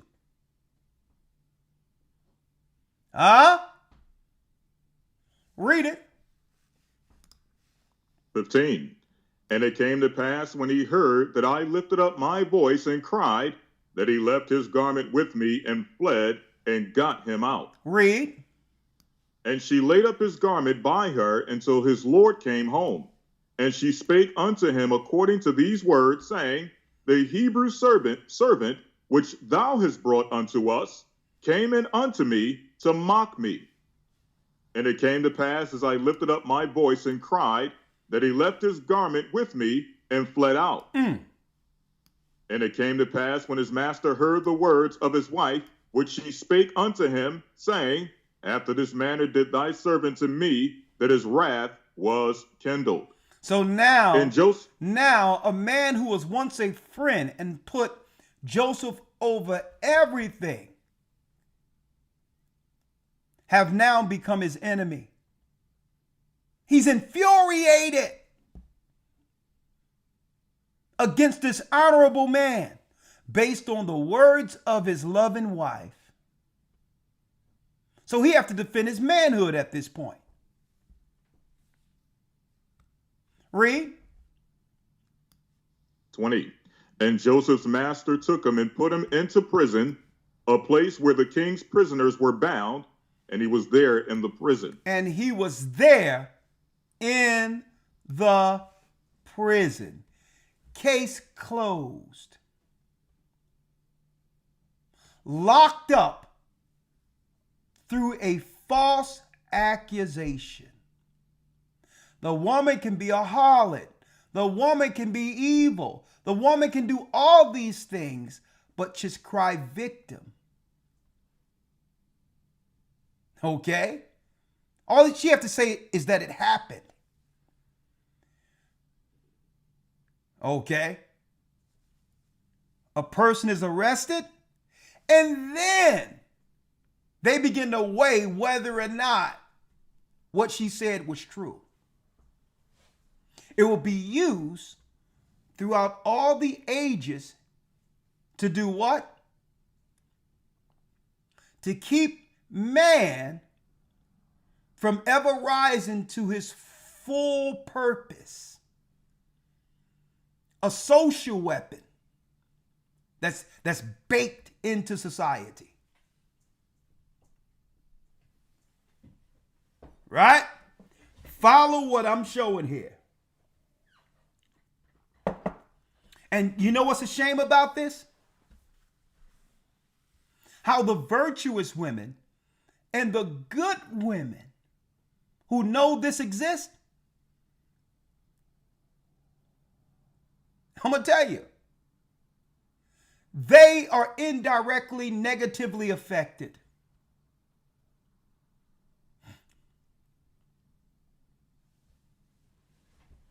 And are shamed for not being like that.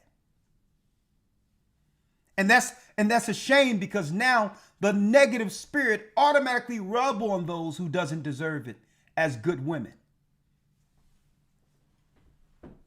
And that's the shame about this. Again, it leads to what? The Most High put a man in Egypt that will change everything, being revered above all men in Egypt as an outsider. And Satan see this man as a threat, knowing that he's from the bloodline, to judge him and say, you know what? I need to rival this person at all costs before he become Prince of Egypt. Because the same God who chose Joseph promised to destroy and imprison me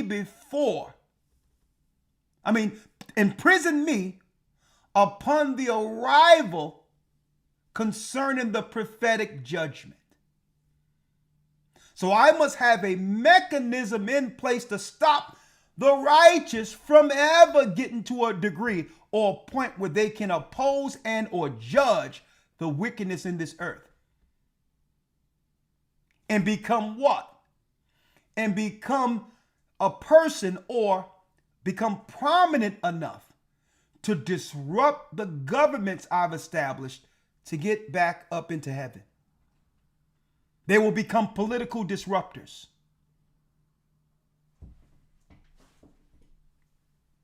He has a plan, weaken the nations through confusion, to be utilized to use our people and use the earth to do his bidding. But every time those pesky Israelites come into play, they disrupt my plan.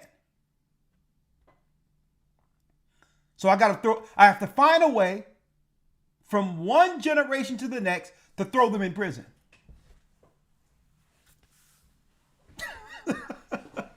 Right? So I have to figure out new nuances without telling them why we actually concentrate and focus on their children from one generation to the next. We can't let them know we are imprisoning them because we fear their power.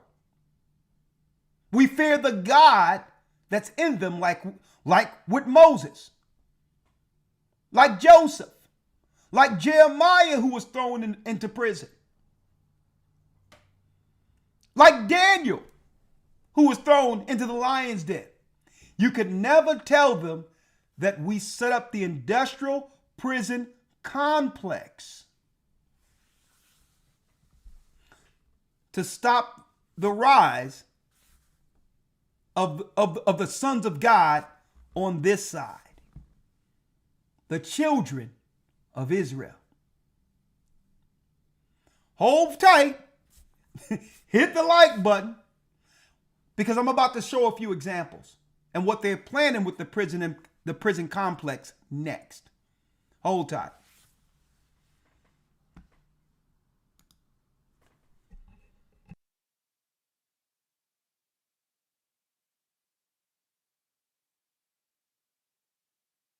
The Bible. Is it hard to understand? When it comes to reading the Bible, the first thing that comes to mind is the fact that this is the Word of God. The seals have been broken, and the truth is here. And when we go throughout the scriptures, when we go throughout extra biblical records, we find that the language that God employed, that he used to create the heavens and the earth, was the Hebrew language. Christ said, I came for the lost sheep of the house of Israel. But yet no one, no religious leader, no religious church out there anywhere can now identify the 12 tribes of Israel. Can we? God is quite simple, but it seems as if man makes understanding him hard. What are those mysteries? The truth of your book and the truth will make you free. The Hebrew and Bible Academy, you're invited.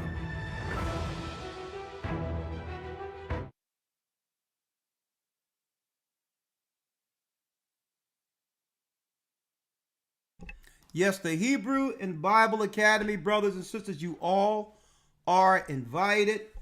Do me a favor. It seems as if we are about 500 likes down.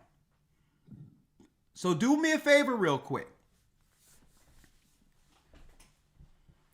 Do me a favor real quick and hit the like button if you haven't so far.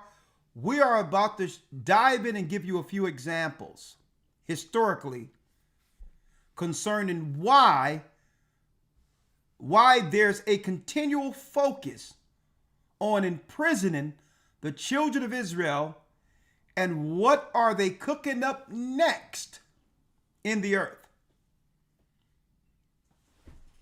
concerning their prison complex. So do us a favor real quick. I'm going to start once I see 300 more likes.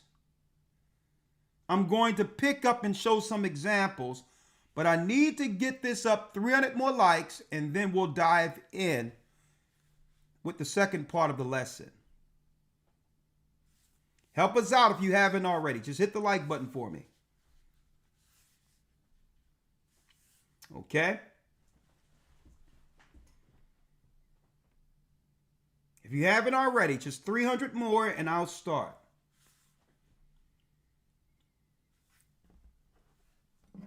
There's a shadow ban, folks. I hate to do it, but YouTube is doing everything to stop those out there from finding this channel. Y'all doing a great job. Okay. We're up about 200 more. Just give it 200 more and we can begin the second part.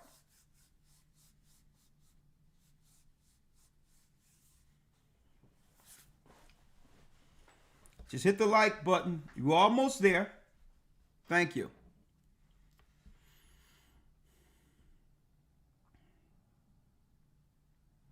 A great job. We're almost there. We're at what?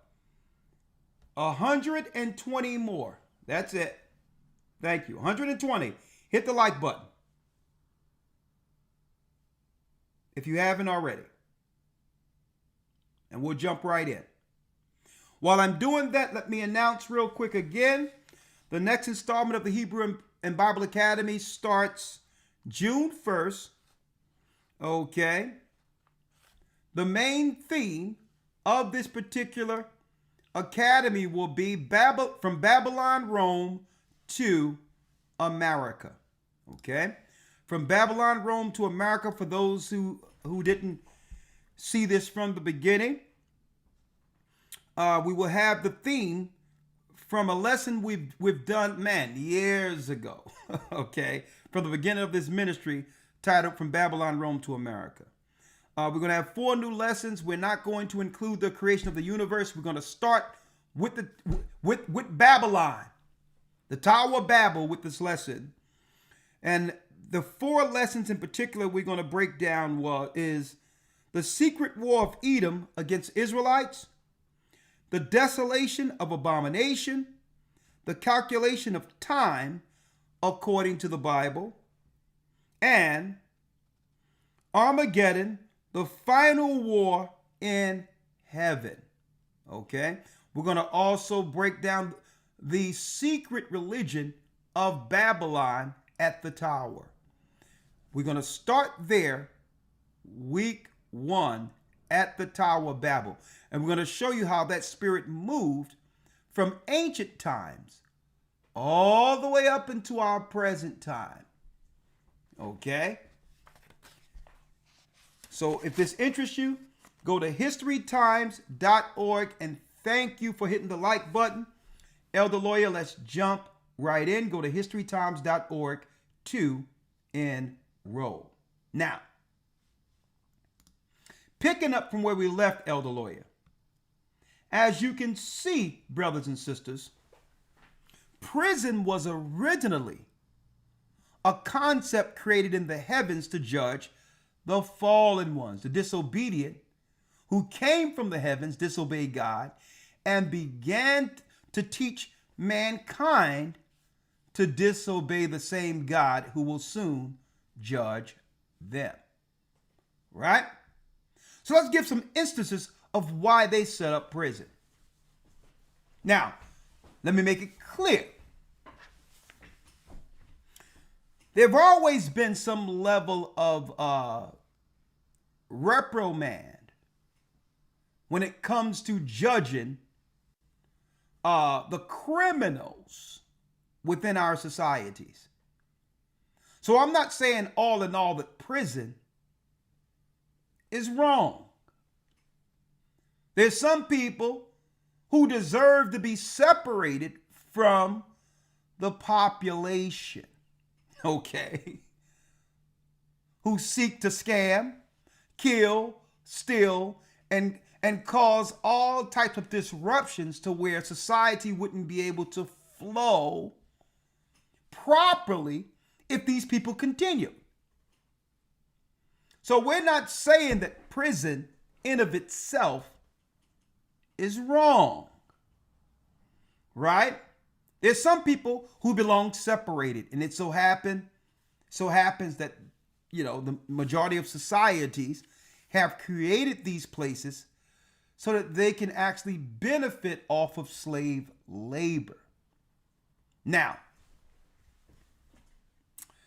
the contrast of what the prison complex have become, right, I believe was a better system that he gave the Hebrews, right?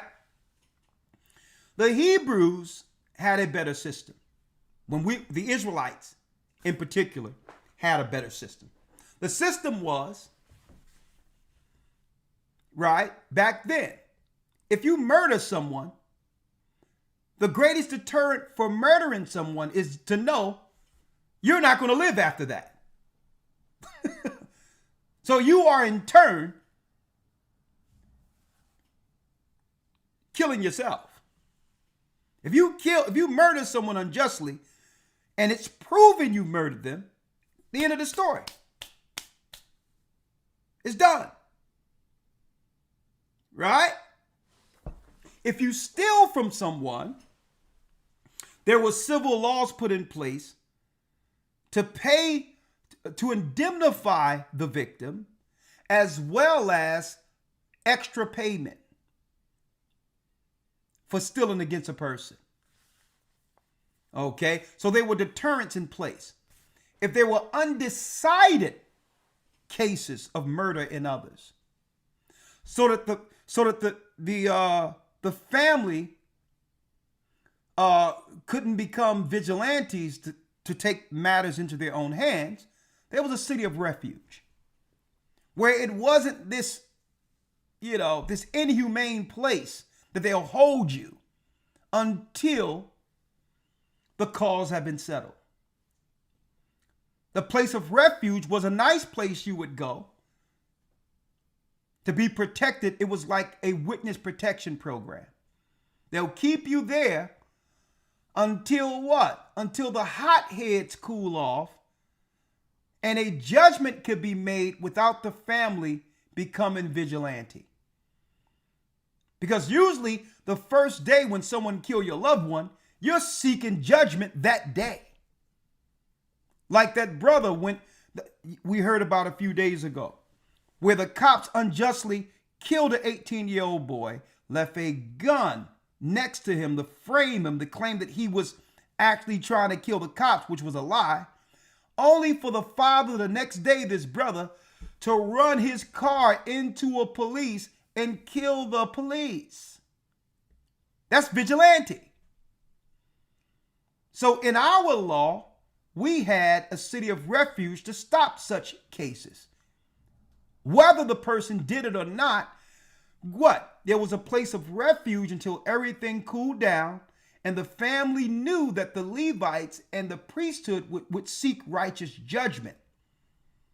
And that eventually judgment would be made to show the earth that there is a society of righteousness when it comes to proper judgment. If someone touched a child or molested a child or whatever the case is, guess what? There was no need for rehabilitation. There was, according to the law, there was no need for someone to claim that they are dealing with childhood trauma and is seeking help now. Well, no. You harm a child, you're out of here. Right? With what? A pile of stones where you once stood, which was one of the greatest deterrents for hurting a child. You hurt a child, you out of here. And now people know, well, if you try to hurt a child or molest a child, you're done. So we had the best justice system in the earth opposed to the Gentiles. See? Opposed to the Gentiles. There was no thing of having torture chambers and all that to get evidence out of people, to get somebody to admit they're right or wrong and all that. That whole concept is hell concept on earth. Torturing people. Where did Satan get that from? He got that from the concept of hell.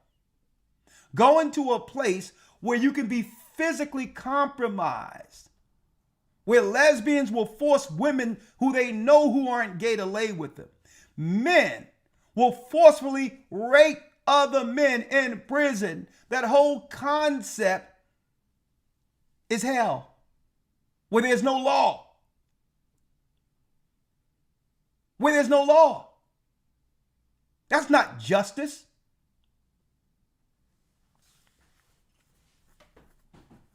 That's not justice. So let's talk about it now. I really appreciate y'all hitting the like button. Now let's go into it. They wanted to set up prison. They even put Christ in prison. Elder Lawyer, let's go to where they put Christ in prison. I showed one example how they would use women as a tool. That at any time, if they don't get the outcome they want, they can cry victim and the man goes to prison. Satan loves it that way. Satan loves it that way. He set that thing up like that from the beginning. So that he can have what? A secret weapon at the hip that can be utilized at any time to oppose the men in particular who were born to oppose him. See? And folks, hence the whole idea they created brothels for, or harlot houses for. Now, I don't want to go down this full diatribe because I'm going to handle this in the academy. The mother of harlots that sit on many waters. Folks, do you know what the Gentiles created harlot houses for? Huh? They created harlot houses to use these places, folks, to use these places for political tools against their enemies. If they get a brothel or a whorehouse, usually it was an attachment to the government and all of that. Because these women would come in and entertain some of what? The king's social connections on the outside of the country. When they come in to be entertained, they would bring in the brothel women. People was deep about this, but through the brothel women, they was able to do many things. You would have what? You would have pillow talk to understand the weaknesses of the other kings and princes who had political influence outside of your country. So you would get information. On top of getting information, right? If they needed to take a person out who would oppose the king, she would be used for that too. See? Setting him up. Right? If she was to get impregnated by one of these, now, and others, now, blackmail could come into play to have this politician or someone who would oppose you align themselves with your power and or policies against your own government. The brothels were also used as women spies to give the women to your enemies to report back to the kingdom.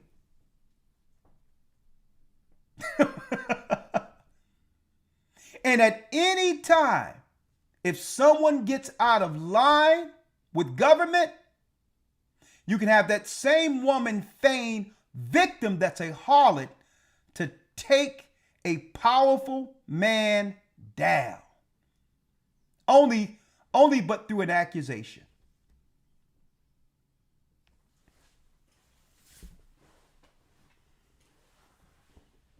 Only through an accusation. Elder Lawyer, now let's go to the righteous side. How if you have one who opposes the kingdom righteously, guess what? They have your own people false accuse you to only be imprisoned. With the whole cause of imprisoning people based on their political threat to society. Right? Let's get it real quick, Elder Lawyer. Yes, sir. The book of St. Matthew 26 and 55. St. Matthew what? 26 and 55. Matthew 22, verse 22 what? 26 and 50. 26. 26? Yeah. Yes, sir. And 55. Thank you. Yeah, let's read that. Yes, sir. In that same hour said Yeshua to the multitudes, are ye come out as against a thief with swords and staves for to take me? I sat daily with you teaching in the temple, and ye lay no hold on me. He was just but teaching. All this was... Check it out. Check it out, folks. He says, are you come out against a thief with swords and staves for to take me? Christ. Before they crucified him. He says, I sat daily with you teaching in the temple. You just seen me the other day. And you laid no hold on me. So am I truly guilty of anything right now? Read. But all this was done that the scriptures of the prophets might be fulfilled. What is that? Then all the... Go ahead, Elder. Yes, sir. Then all the disciples forsook him and fled. 57. And they that laid hold on Yeshua led him away to Caiaphas the high priest, where the scribes and the elders were assembled. But Peter followed him afar off unto the high priest's palace, and went in, and sat with the servants to see the end. Now the chief priests and elders and all the council sought false witness against Yeshua to put him to death. So now even his own people are lying so to put Christ to death, folks. Knowing the capital punishment and knowing the cruel tortures that come with what? Roman so-called justice.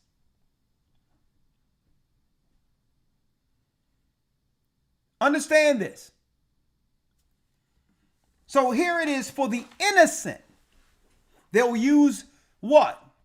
They'll use your own people to bear false witness against you.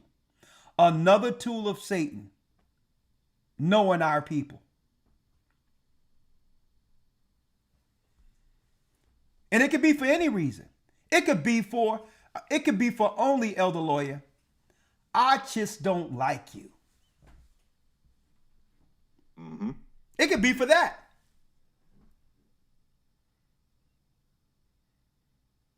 And this is what the powers that be from one generation to another banks on.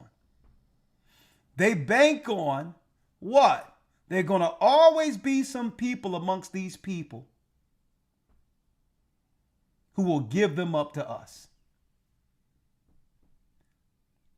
For no other reason. Even if the people stand for, even if this person or these people stand for their cause, they'll still give their people up. And how do they know this? Hey, they did it to the man who came to die for their sins. And if they can do this to Christ, we can get any of them at any time. There's always going to be some people amongst these people, be it a woman, be it other people who don't like it, who just don't like the person, who will be willing to lie to see the downfall of that individual.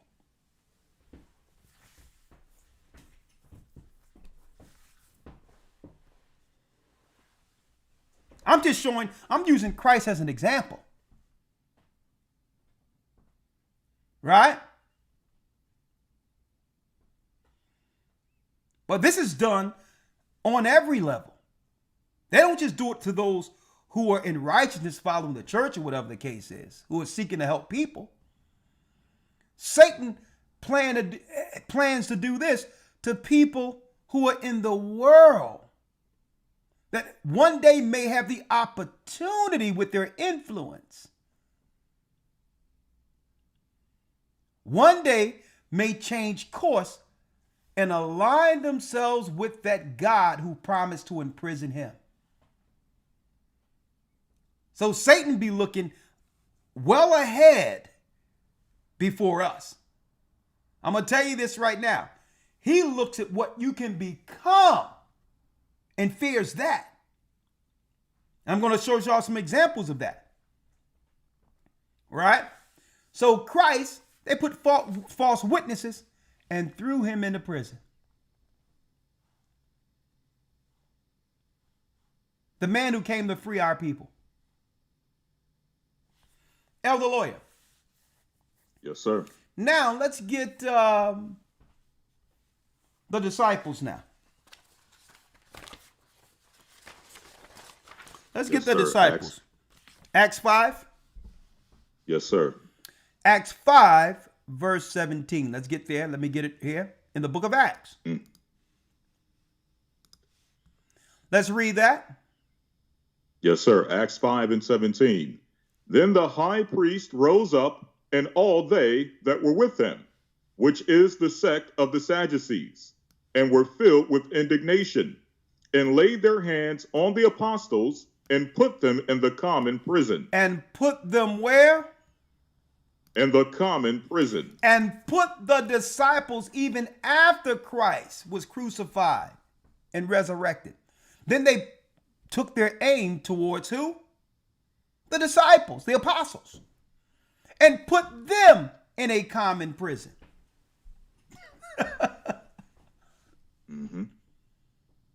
Read. 19. But the angel of the Lord by night opened the prison doors and brought them forth and said, Go stand and speak in the temple to the people all the words of this life. See, but this is what, folks, this is what the powers that be cannot control. The angels who are amongst us. And I'm putting this out there for those who stand in righteousness to know that if you are with Christ in the Almighty to do his will, that there is a way to where the angels can move you out of that circumstance and have you operate on the outside of those prisons, and that's beyond their power. There's nothing the world powers can do about it. The angels are everywhere. See? They can look like anyone. That's why it says be careful when we entertain strangers, because some have entertained what? Angels unawares. They're with us. And see, this power, the world powers have no control over. An example of what's going to be working in the earth to get us from one place to the next when everything is said and done.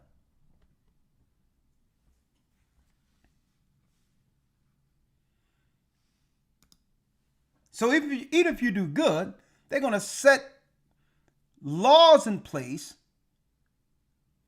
that would deem you criminal. Folks, they'll just make it up as it go along. They'll just make up rules to criminalize us. Okay, they did it to the disciples. They did it to Christ. Even John on the Isle of Patmos. Let's go to John real quick, Elder Lawyer John. In Revelation, the 1st chapter.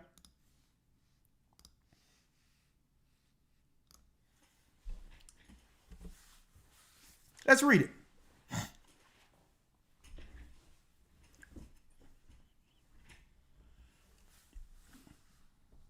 Revelation 1:1. Revelation 1 verse 1. The revelation of Yeshua Mashiach, which God gave unto him to show unto his servants the things which must shortly come to pass. And he sent and signified it by his angel unto his servant John. Unto his servant John, read. Who bear record of the word of God and of the testimony of Yeshua Mashiach and of all the things that he saw. And all the things he saw. Read. Blessed is he that readeth, and they that hear the words of this prophecy, and keep those things which are written therein, for the time is at hand. Read. John to the 7 churches which are in Asia. Grace be unto you, and peace from him which is, and which was, and which is to come, and from the 7 spirits which are before his throne. The 7 spirits who are who? The 7 archangels who are before the throne of God. Folks, they're with us.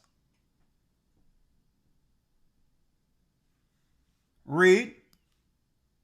5. And from Yeshua Mashiach, or Jesus Christ, who is the faithful witness and the first begotten of the dead and the prince of the kings of the earth, unto him that loved us and washed us from our sins in his own blood. Come on. And have made us kings and priests unto God and his Father, to be glory and dominion forever and ever. Amen. Come on. Behold, he cometh with the clouds, and every eye shall see him, and they also which pierced him, and all the kindreds of the earth shall wail because of him. Even so, Amen. I am Alpha and Omega, the beginning and the ending, saith the Lord, which is, and which was, and which is to come, the Almighty. And Verse the 9. Almighty. Now read. I, John, who also am your brother and companion in tribulation. So John and is in the saying kingdom. what? Because he had to write letters to the 7 churches. That's where you get the concept, a letter in the bottle, from. Out there. I, John, who also am your brother and companion in tribulation. Now, who was giving our people pain and tribulation during John's time? The Romans. Read. Edomites. Read. And of the kingdom and patience of Yeshua Mashiach, which is in the isle that is called Patmos, for the word of God and for the testimony of Yeshua Mashiach. So why was John exiled to the Isle of Patmos? Well, for teaching the word of God. The word of God, which is what? The kingdom. Teaching Israel, the lost sheep, that the kingdom is at hand, is a threat to the empire, as well as the God the empire, Rome, serves, who is Satan. See? The true gospel, the true teachings, not this mess they're teaching in the Western world. That's not the gospel of Christ. Teaching what? The resurrection of the children of Israel to judge the earth again as heirs to the throne on earth is a threat to the empire. This is why John was exiled to the Isle of Patmos. The Romans didn't want to kill him because they didn't want to make him a martyr. The more they killed, starting with Christ, the more people converted into this truth. So they said, you know what? We're not going to kill him because they'll only multiply. So they did what? They moved John to the Isle of Patmos. And this is where Christ revealed everything to him concerning end times. Even how they'll use prisons against our people at the very end of the tribulation. Elder Lawyer, let's go to Revelations 2 and 9.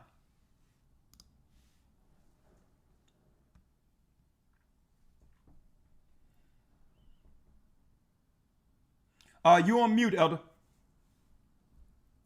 Yes, sir, Salakia. Revelation 2 and 9.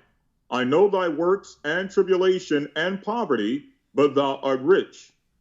And I know the blasphemy of them which say they are Jews and are not, but are the synagogue of Satan. Oh, now here we go now. Christ says, listen, he sold John on the Isle of Patmos. The churches understood this. And that spirit that was given to John, Peter, the 12 apostles, would make up the doctrine that would free God's people in the earth until Christ returns. See? It will be the true doctrine to quantify everything to why geopolitically things are going down in the earth that most don't understand. Well, with the Bible and the information given to John, we would understand everything. While there's false accusations out of anywhere. Right? Why were prisons established as a political tool against the children of God? It's all in the Bible, folks. Because he says first, he needed to identify who?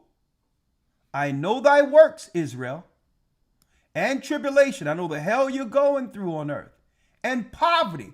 I know they have systematically put you in an impoverished state. You know why? Because if you are under poverty, brothers and sisters, that breeds criminality. See? For the sake of self-preservation, you'll do anything to survive. Well, they have systematically set that up so that now they can criminalize us for surviving. See? So Christ says, I know the circumstances they have put you into. You were born into. You've been born into a dog-eat-dog world. But don't give up. Because what? Read. But thou art rich. But thou art rich.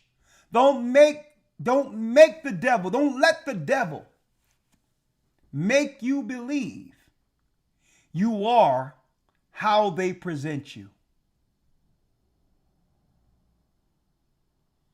Don't ever feel bad about who you are. I see you for who you are.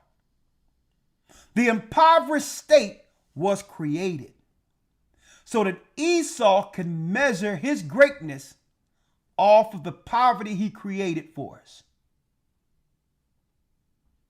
If there was an even playing field untouched by Edomites, we would leave them in the dust, and they know it. So they have to harm our children and make them sick so that they don't grow on par to become greater and stronger than their children. See? They have to keep us sick, diseased, impoverished, so that they can measure their artificial greatness off of the impoverished state they've created for us.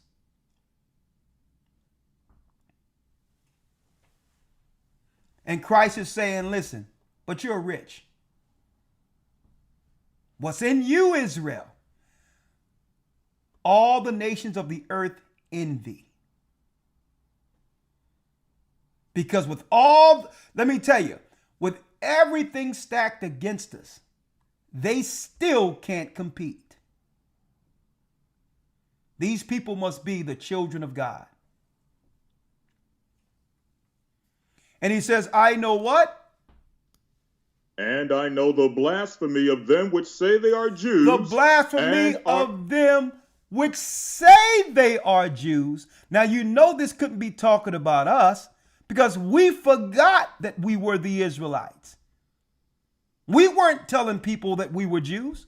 So now Christ, from the prophecies out of this ancient book, is calling them out today.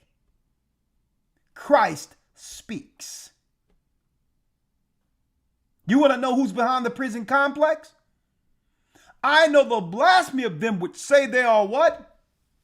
Are Jews and are not. So Christ is, but Christ now is triangulating and directing everyone to a particular faction the whole world understands exist. If you want to know who's keeping this satanic plan to destroy God's people together and imprison God's people, the one who was prophesied to be in prison in the pit, he have a people. And they are what? But are the synagogue of Satan. They're worshiping in synagogues or Satan's temples. Christ is pointing them out where they're working, but yet playing us close. And I use some of the examples. You see a lot of these bogus charges that are being placed particularly on black men, where it isn't a criminal case, because if it was criminal, they would actually prosecute a criminal case. They found a loophole to claim, well, I'm just going to do a civil case to get what? Financial compensation. Right. Bogus. If it's criminal, you should be able to charge someone for their crime. But Esau mixes it up as it goes. right? They make it up as it goes. And this is not, folks, this is not to defend anyone in the world that's under scrutiny. I'm just showing you. Okay? Right now they're dealing with P. Diddy. Are they charging him for dragging Cassie through the hallway, which was heinous? That I would never excuse a man for putting his hand on a woman. But are they criminally charging him for dragging Cassie through a hotel corridor? Or are they charging him on a one-man RICO charge?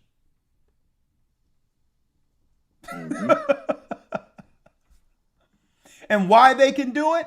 Because our people buy into it. Mm-hmm. What person 10, 15 years ago or 20 years ago didn't do something they are ashamed of? Including white people. But we're never free from our past. See? Even things that you repented from or no longer doing, they can bring up right now and charge as if you did it yesterday. And not criminally. Not criminally.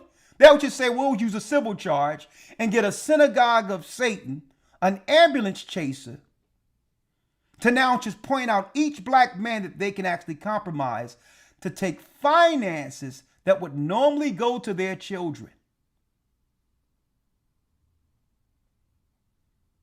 A no good ambulance chaser who didn't work for anything, wait at the end of a black man's work to take all the wealth for his children. And this guy couldn't create or do anything for himself. A loser with a law degree will take his position, point to black men of influence, and take any money that would go to their children, while our people just sit back and just accept it.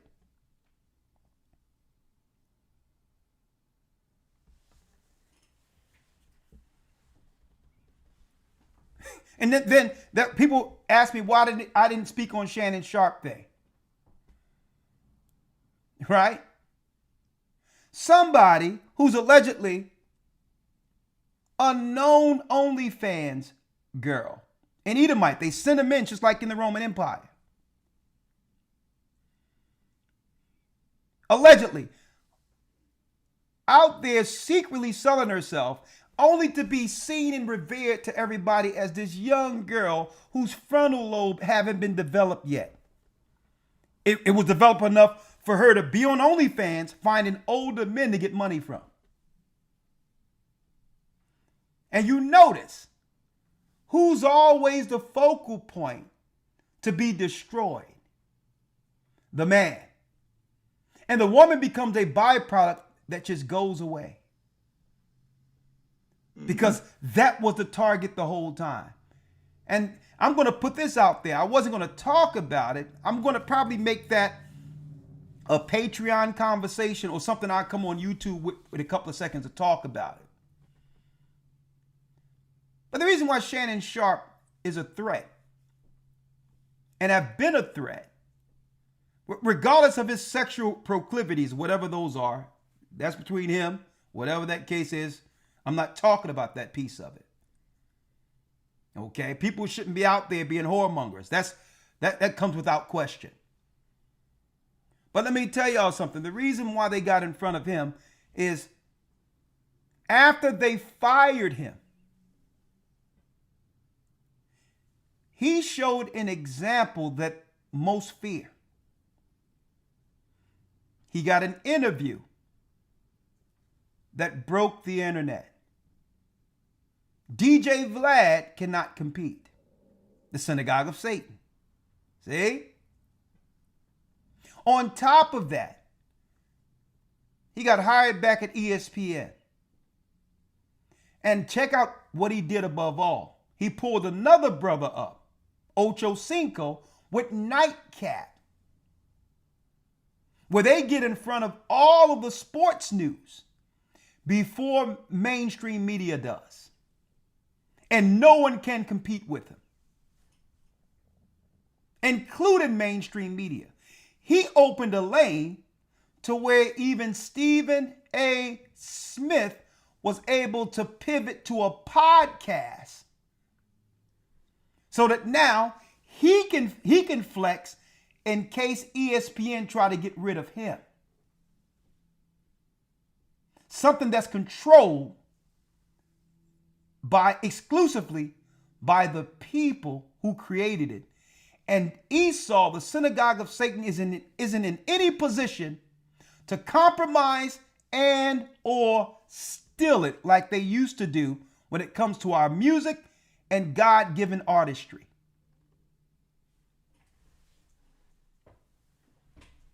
See? That's how it is. It's a threat because what's in us is rich. We can do anything without the help of Esau. Esau needs us, not the other way around.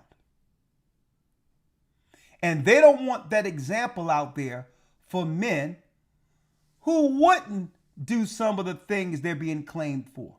See? They don't want people to think that we can actually create anything of ourselves and become prosperous outside of their help. That's the wrong message to send to young black men they're trying to destroy. See? Read it again, Elder Lawyer. Let's read it again, Elder Lawyer. Revelation 2, verse number 9. So another thing. Don't y'all ever come to me about some young girl and all this other crap. When you got these adults out there doing all types of stuff and you know what they're doing. Trying to make this spirit of harlotry as an innocent young girl.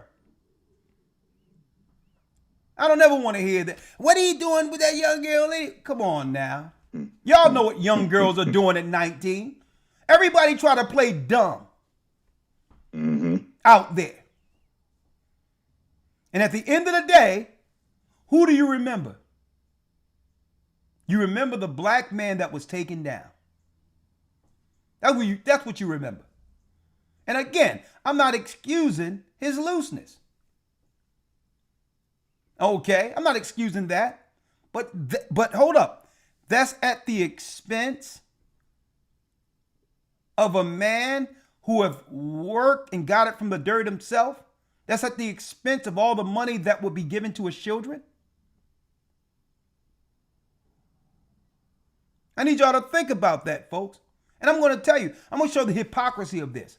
White old men have been traveling this earth, going to Africa, Jamaica, they're doing it right now, and all these other places with young girls online, and not once have I heard any pushback for decades concerning what we all know exists.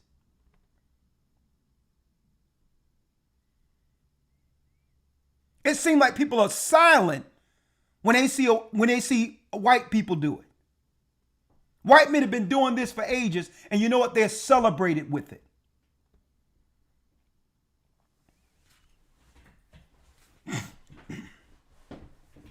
Ready, Elder Lawyer? Yes, sir. I need you to go back and read that again. Yes, sir. Revelation 2 and 9. I know thy works and tribulation and poverty, but thou art rich. Read. And I know the blasphemy of them which say they are Jews and are not, but are the synagogue of Satan. But are the synagogue of Satan. If they don't have anything on you, they will do what? They'll go into your past, like Bill Cosby and others, and find some old, scorned women who need what? Who need an opportunity to come up financially.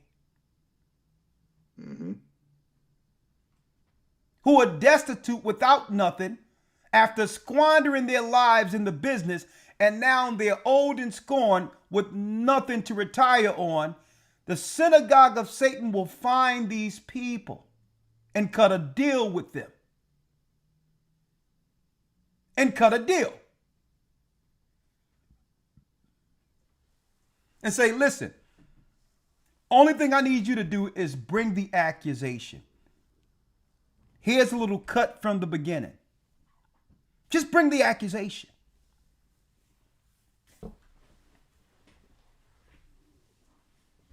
We'll take it from there. See? I know thy works in tribulation and poverty, but thou art rich. And I know the blasphemy, what? Of them which say they are Jews and are not, but are the synagogue of Satan. And what would be their key weaponry against the children of God? Read the 10th verse. Fear none of those things which thou shalt suffer. Behold, the devil shall cast some of you into prison. The devil shall cast some of you into prison. That's his judgment. Now they're using the synagogue of Satan to make what? Laws that imprison the children of Israel. Read.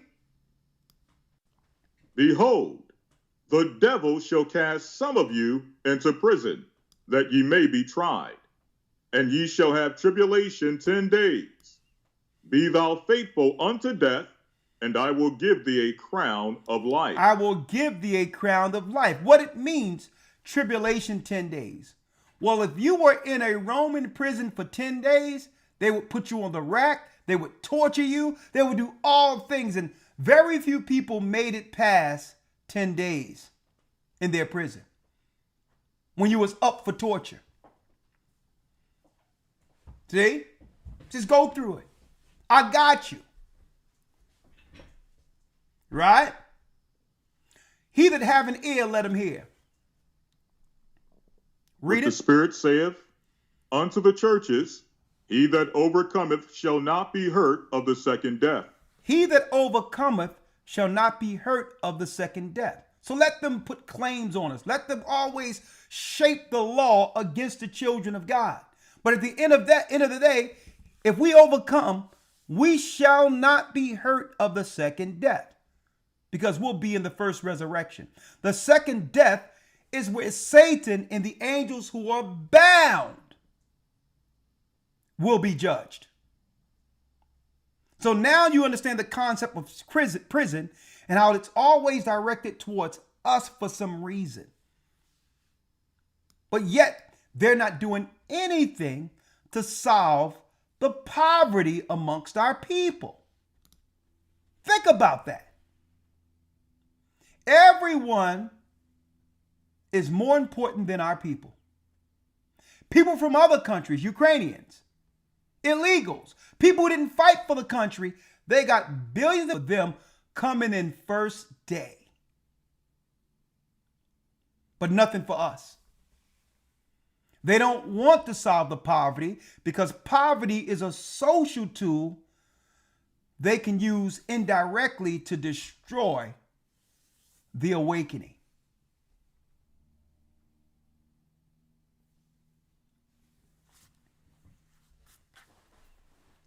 See? Indirectly, they can destroy the awakening. How do you cut off people? Especially Esau, who's waging war. Well, the sure way of cutting off an enemy is to make sure you cut off their treasury first. Treasury is what's used to pay mercenaries, those who would work for you. So you cut off the treasury first. Why do you think they're coming against our black men, not seeking to criminally charge them, but yet use civil charges?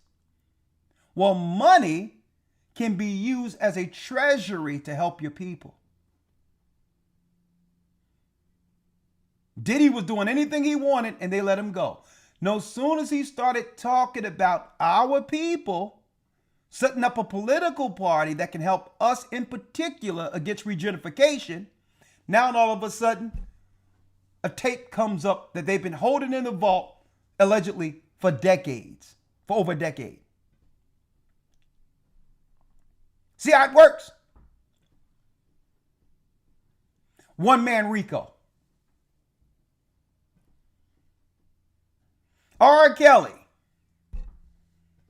a charge he beat decades ago. They bring it up like it just happened on a one-man RICO charge. When he began to ask, where's my royalties from all the songs I've made? Not just with my songs, the songs I wrote for Celine Dion, Michael Jackson. Where's my royalties?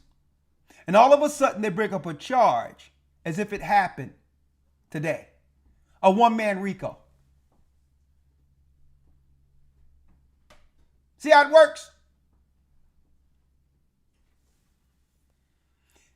And what they truly fear is that once you begin to have an understanding of what you're worth, you're going to run into this awakening, because the majority of churches in the Western world are finished. And the only true ministry that is impacting the earth right now is our people who know we're Israel, and they know it.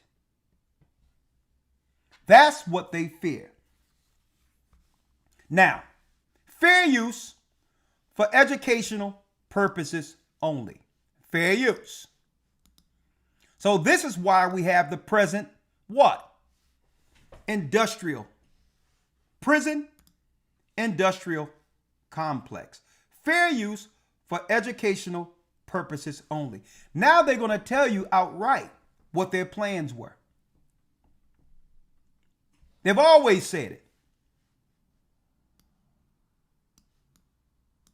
Fair use.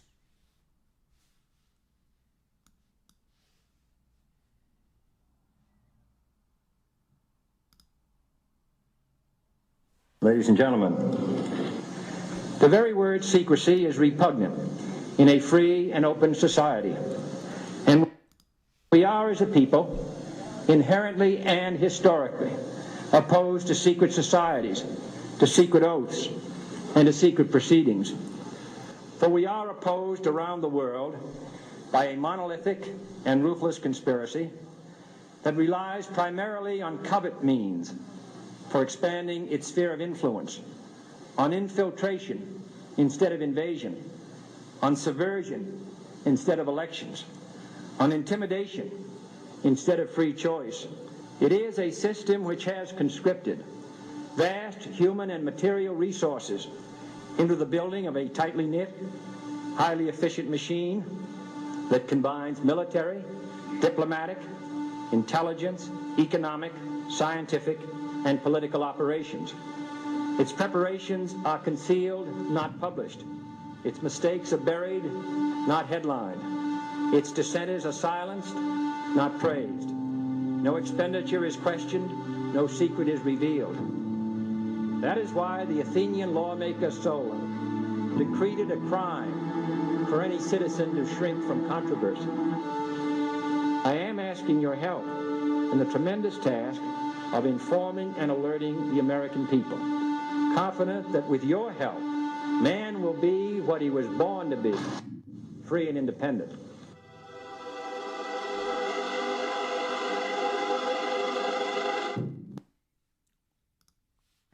The last speech, brothers and sisters, JFK, before being assassinated. And what did he say? That he's going to dismantle the CIA and its connection to the country Israel. Now, you know they wasn't going to let him get in the way of that. Okay, understand the influence our people were having during the civil rights movement, with the whole earth watching. On top of that, how are they going to go to war with our brothers in Vietnam? And these are Israelites who went into Vietnam from the 10 tribes. How would they deal with this war? Right? How could they not have a war that would minimize the strength of the black man who was rising politically in the 60s?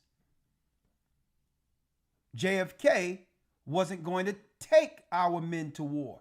That would leave our women without men. See? So they had to get rid of them because they had a war plan. And Lyndon B. Johnson, no sooner as he got in position, declared war on Vietnam and sending all the strong men who were politically charged out of the civil rights movement into war. And now our women had to depend on welfare because the strong men were overseas fighting a war that they had nothing to do about against their own people. What did they do? They even locked up Muhammad Ali and took 3 prime years from him because he decided not to fight in a war against the Viet Congs. Prison have always been a political tool against the righteous. Check this out.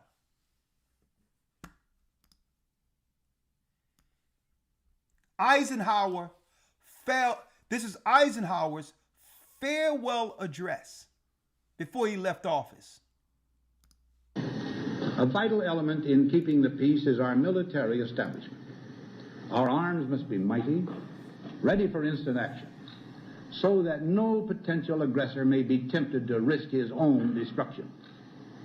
Our military organization today bears little relation to that known of any of my predecessors in peacetime, or indeed by the fighting men of World War II or Korea. Until the latest of our world conflicts, the United States had no armaments industry. American makers of plowshares could, with time and as required, make swords as well. But we can no longer risk emergency improvisation of national defense. We have been compelled to create a permanent armaments industry of vast proportions. Added to this, 3.5 million men and women are directly engaged in the defense establishment. We annually spend on military security alone more than the net income of all United States corporations. Now, this conjunction of an immense military establishment and a large arms industry is new in the American experience. The total influence, economic, political, even spiritual, is felt in every city, every state house, every office of the federal government.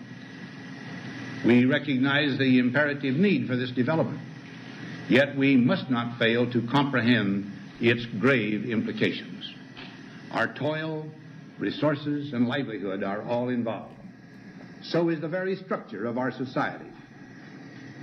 In the councils of government, we must guard against the acquisition of unwarranted influence, whether sought or unsought, by the military-industrial complex. The potential for the disastrous rise of misplaced power exists and will persist. We must never let the weight of this combination endanger our liberties or democratic processes. We should take nothing for granted. Only an alert and knowledgeable citizenry can compel the proper meshing of the huge industrial and military machinery of defense with our peaceful methods and goals, so that security and liberty may prosper together. So he warned of what? The military industrial complex. Now, they took 3 years from Muhammad Ali during the time where he didn't want to actually fight in the Vietnam War. And out of nowhere, there was another young man, a mighty young man who became the youngest heavyweight boxer, had influence in the United States and beyond, by the name of Mike Tyson. took 3 years of his prime because they claimed he was becoming bigger than his trainer. You notice how they give all the credit of a strong black man who's gifted by God to Costamato? If Costamato, an Italian trainer, could have made a Mike Tyson before Mike Tyson, he would have created one. But they always find themselves in close proximity to something great the Most High sent in the earth, an anomaly. And then when you do the research on Costamato, he was into all types of alleged occult type ideologies and mysticism, as if they know when they have attached themselves to something greater than what's currently on earth. And folks, anybody seen Mike Tyson in his prime understood that there's no man that could have beaten him in the ring. See, that's why Holyfield even ran from Tyson before the 3-year sentence. See? Holyfield knew that he could beat the post-prison Tyson. He was smart. But guess who could beat Tyson? The women who were sent. Broke him down. And he was a shell of himself. No one right now, unless they Google it, can actually tell us the woman who claimed that she was violated going to his hotel 3 a.m. because she really wasn't the focus. It was getting a man with influence, a black man, out of position, who became bigger than Costamato. So now the governments, the synagogue of Satan, have to show him and put him in his place. We've taken you out of the poverty we created for you, and we can always throw you right back in. Fair use. Fair use. Mike Tyson in prison. Listen to this. Crime bill, there's lots of things going on, and one of the things being proposed is stopping gymnasiums in prison. That exercise equipment and the like is a plus. It shouldn't be given to a convict. Listen, you must understand, like I said, let's look, for instance, I have a class that I go to, it's economics class, all right? And in this class, let me see, is it economics or is it government? But regardless, and it shows the 3 systems. It shows the Japanese system, it shows the German system, and it shows the American system. And talk about preschool kids, when kids get out of high school and they look for a job. They have contracts, Japanese people, with the government. They have a contract with Mitsubishi and Toyota and Honda have contracts with the school. The smartest students are guaranteed jobs. And sometimes they come to the principal and say, come on, we need more students. And he's negotiating students for jobs. As if it's like a deal. We're negotiating. Well, no, you can't get him. No, we're not going to give, we got to have that many students unless you have to guarantee more jobs, and then we could skip some up. But here, big business, and in Japan, the parents are involved with the education, what school they go to, what job they get, and it's just an involved environment. In America, big business is prisons. They make rules for prisons, and of course they're not going to let a person. Now they're trying to stop, I believe, education in prison as well. So they're going to get a prisoner here. They're going to get him adapted to this circumstance. Then when he go back in society, he won't be able to cope. So he has to come back to the revolving door situation. And you think they want him to come back? Oh, it's fine. At $40,000 a year, $30,000 a year, do you think you would like? Say someone has 30 years, and you give him, and you get $30,000 a year, and if that's over $1 million, $1.5 million, so to speak.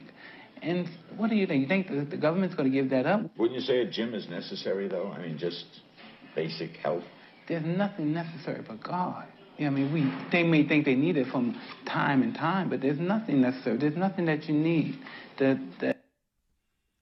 Now that's deep what he brought out, Elder Lloyd. I don't know if you heard it clearly, but this is why Yes, sir, I heard it. Yes, sir. This is why they had to put Mike Tyson in his place. And that's why I particularly advise those who have never left America to travel and go see other cultures. One thing about Mike Tyson is that he traveled the world and he became well studied. And he started to see the hypocrisy of what he thought was the greatest empire on earth. Well, a great empire would treat its citizens and people who built the country better. So he was able to compare our culture and how America treat us in comparison to other countries who are deemed less than in comparison to America. For example, he used the example when the Japanese have children in school, automatically there's a contract with their schools with the Mitsubishi and top corporations in the country, where they're jockeying for the best talent while the child is still in school, and they come out of school and transfer right into those multi-billion-dollar companies. And he says, but America's contract when it comes to our people is with the prisons. It's with the prisons. So here it is, Japan and other countries have emboldened their children and showed an interest in them to invest in them right out of school. But the negotiation here in America is to imprison the black man straight out of school. And you have to travel to understand what an anomaly America has become with the prison complex. It's a business. And it comes around full circle. Even years ago, Jay-Z allegedly came out and stated that, it was stated that once they were going to change the hip hop music to promote criminality and to promote what? Destroying the community, that immediately they claimed that Jay-Z began to invest in the prisons that were getting built in the United States. Not realizing that one day, based on the long history we see of finding what people have done decades ago, that they would threaten him with those same prisons one day. And that same ambulance chaser that now is after Shannon Sharp, he just got off of coming after who? Jay-Z not too long ago. Right? This is systematic, folks, the synagogue of Satan, where someone is seeking to put all these charges on black people whom they can't control. And guess what? That prison industrial complex was quantified in a couple of seconds with Mike Tyson. Everyone knew back then. Elder Lawyer, everyone knew that thing with Mike Tyson and that girl was a sham. Even sisters were saying back then, you don't go to Mike Tyson's room 2 a.m. to play Scrabble. Right. Even women were saying it back then. And all she had to do was cry and play victim. That's all she had to do. No different than Potiphar's wife that we went over early in Genesis. And guess what? She disappears 3 years of his prime life, like Muhammad Ali, taken away just by planting a woman in a room.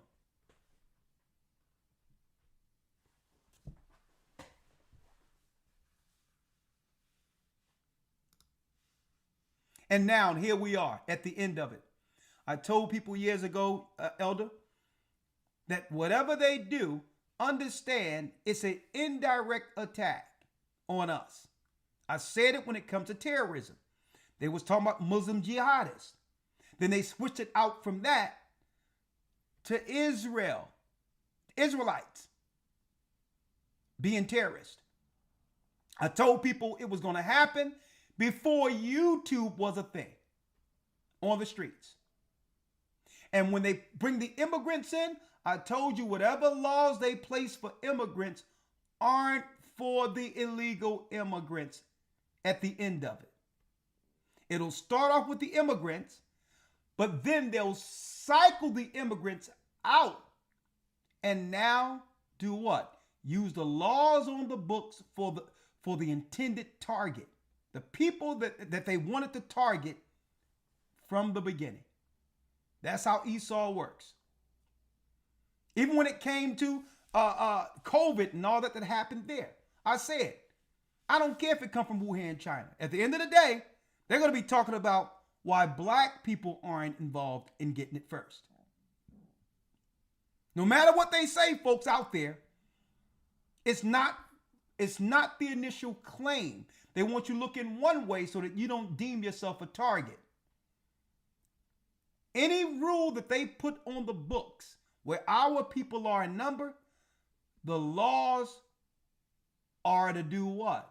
Are to come against the children of Israel and to eventually put them into prison. So they always need a buffer story to feign innocence. Oh no, this is not, let me show y'all here. So it leads us to where we are right now. Fair use for educational purposes only. Fair use. In the United States, President Donald Trump has come up with a bizarre idea to reduce crime: shipping repeat offenders to a foreign land. US President Donald Trump now suggests that American criminals who are repeat offenders could be sent abroad for imprisonment.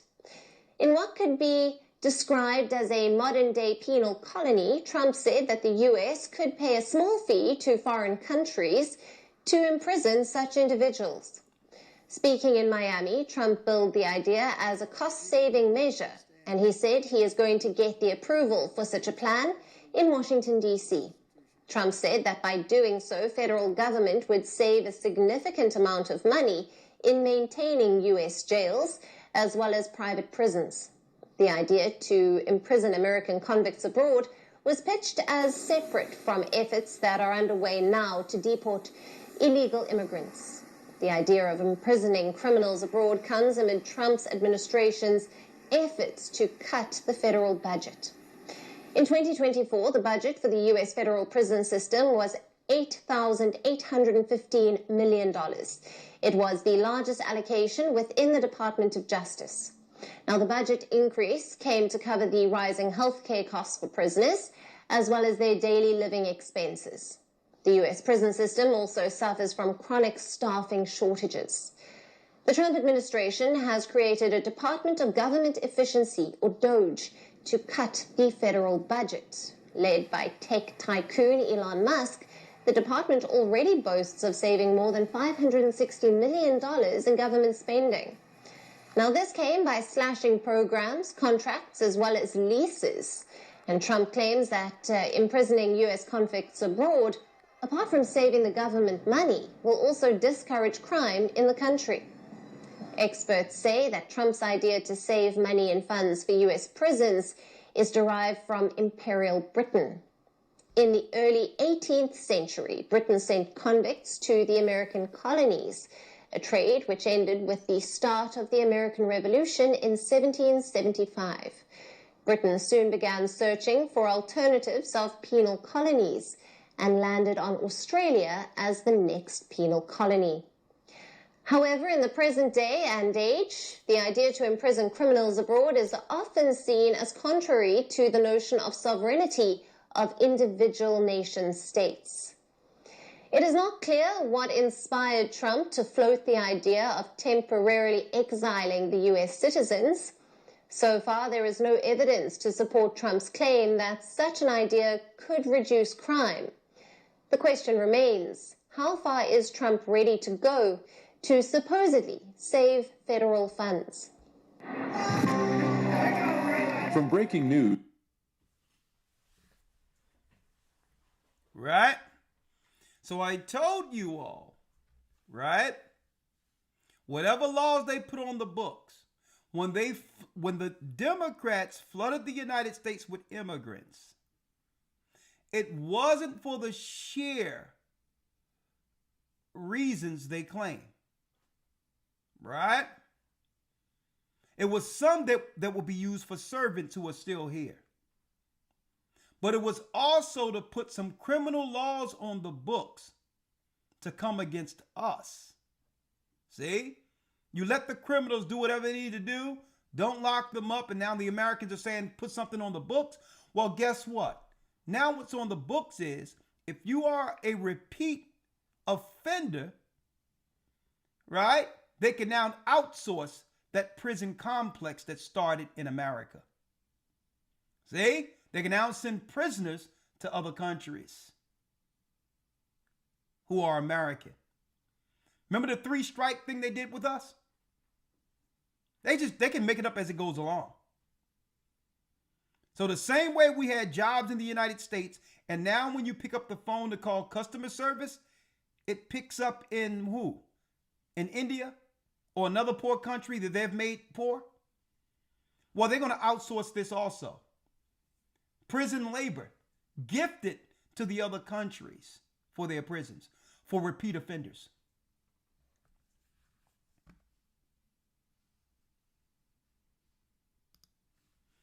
Right? Look, listen. This is the NPR. Trump says the U.S. will send the worst criminal illegal aliens to Guantanamo Bay. Now, remember Guantanamo Bay? It was a place that was utilized during the Bush administration when they brought back so-called Iraqis and others, where they were doing all types of heinous sexual acts to prisoners. Well, under the Patriot Act, it's a place for terrorists. But then under the Patriot Act, it also applies to domestic terrorists. See? So they use illegal here. But if you put something on the books within the country, it no longer applies to illegals. It applies to the people who are citizens of that country. Elder Lawyer, let's end it with Revelations 2 and 9. Let's read it. Yes, sir. Revelation 2 and 9. Revelations 2 and 9. Read it.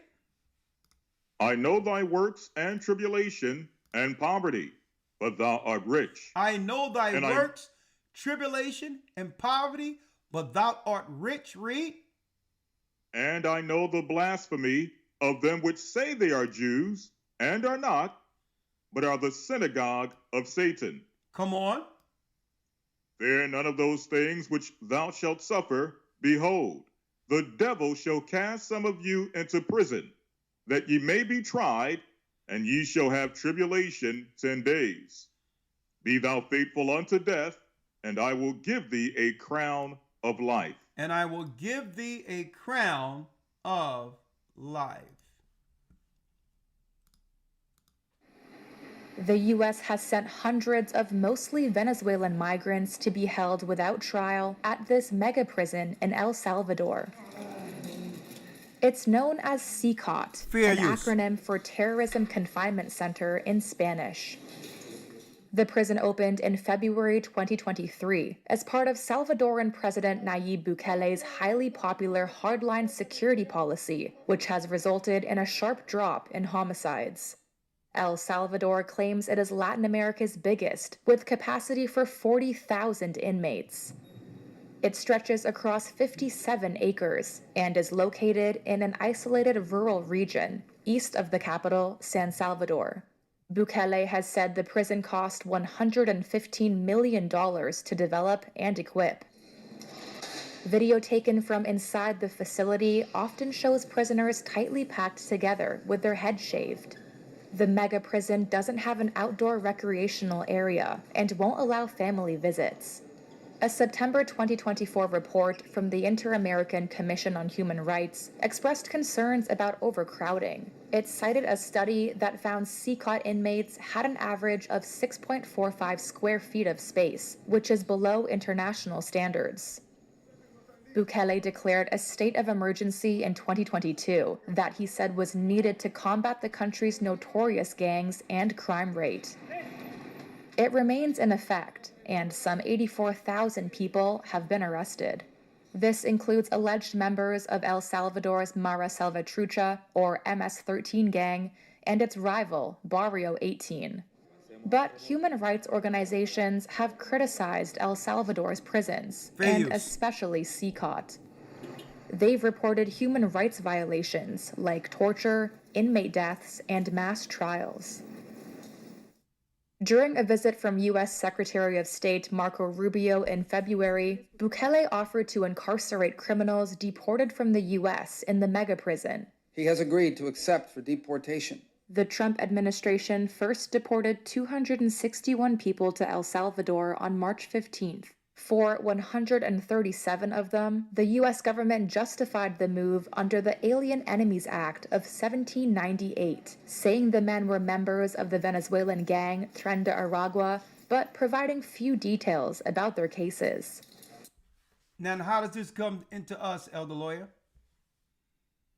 You notice that they have something on the books concerning the gang activity. They had, right? They had a migration into California and in the West Coast of all these gang members that became what? Acclimated within society under the black and brown alliances that we see under minority through the United States Code of identifying ethnicities. But if you add them into the black and brown ethnicity circle, that includes us. See? So now, if someone is loosely affiliated with a Blood or a Crip, or they can claim that there's laws where they're a part of a gang, then they can be shipped out under these particular charges that are on the books, as if they came from Mexico or another country. Mm-hmm. See that? And that's why we should have never went with that black and brown coalition, because because when they sent in criminality to be a part of that, so that they can include us to begin to ship our people out. See this? Behold, the devil shall cast some of you into prison. So I'm going to tell people right now, find the Most High, follow God's law, and get under Christ's hedge. That'll be our only protection. If you got tax that's connected to a known criminal organization and you are an American citizen, they can ship you outside of the border. Right? So if you got tax that's connected to an organization, they can now deem you a part of what? That's right, a criminal gang element that they have prisons for. Okay? They can just do it outright. Don't forget, RICO charges started on those who are doing drugs in South America. Only for them to switch RICO charges for black men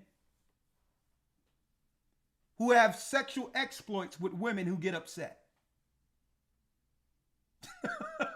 You see how they use the illegal from somewhere else to criminalize us here? So the only way a man, right, to some degree, can buy some time without them pressing up upon us is to follow God's law and be protected through this. But still, at the end of it, they're going to still try to do things, Elder Lawyer, through false accusations if they can't get people that way. Right. Stay prayed up, stay vigilant, and understand any laws that they're putting on the books, including Donald Trump. Those laws are being framed. Those laws are being framed to catch us up. All right. That concludes our lesson. I'm going to make one more announcement, but I will be going into this coming Wednesday, and we need to talk about this. Right? Out of nowhere, a statue was erected, Elder Lawyer, in Times Square showing a sister. Right? But, you know, it's okay to have a statue of a sister. But they are intentionally promoting the negative stereotype for a purpose. Right? We're going to talk about this discourse about them putting a sister in the middle of Times Square, but a particular archetype of a sister, and why that's needed to weaponize an image within the United States. It's leaving women, they have a plan to leave women, like I said a long time ago, without protection. Okay? Also, now that they don't have any protection, what's going on? I'm going to go into Jordan Henning's double life, where they would separate our women to run into the arms of other people, and these people would be sexual deviants to destroy what's left of our sisters.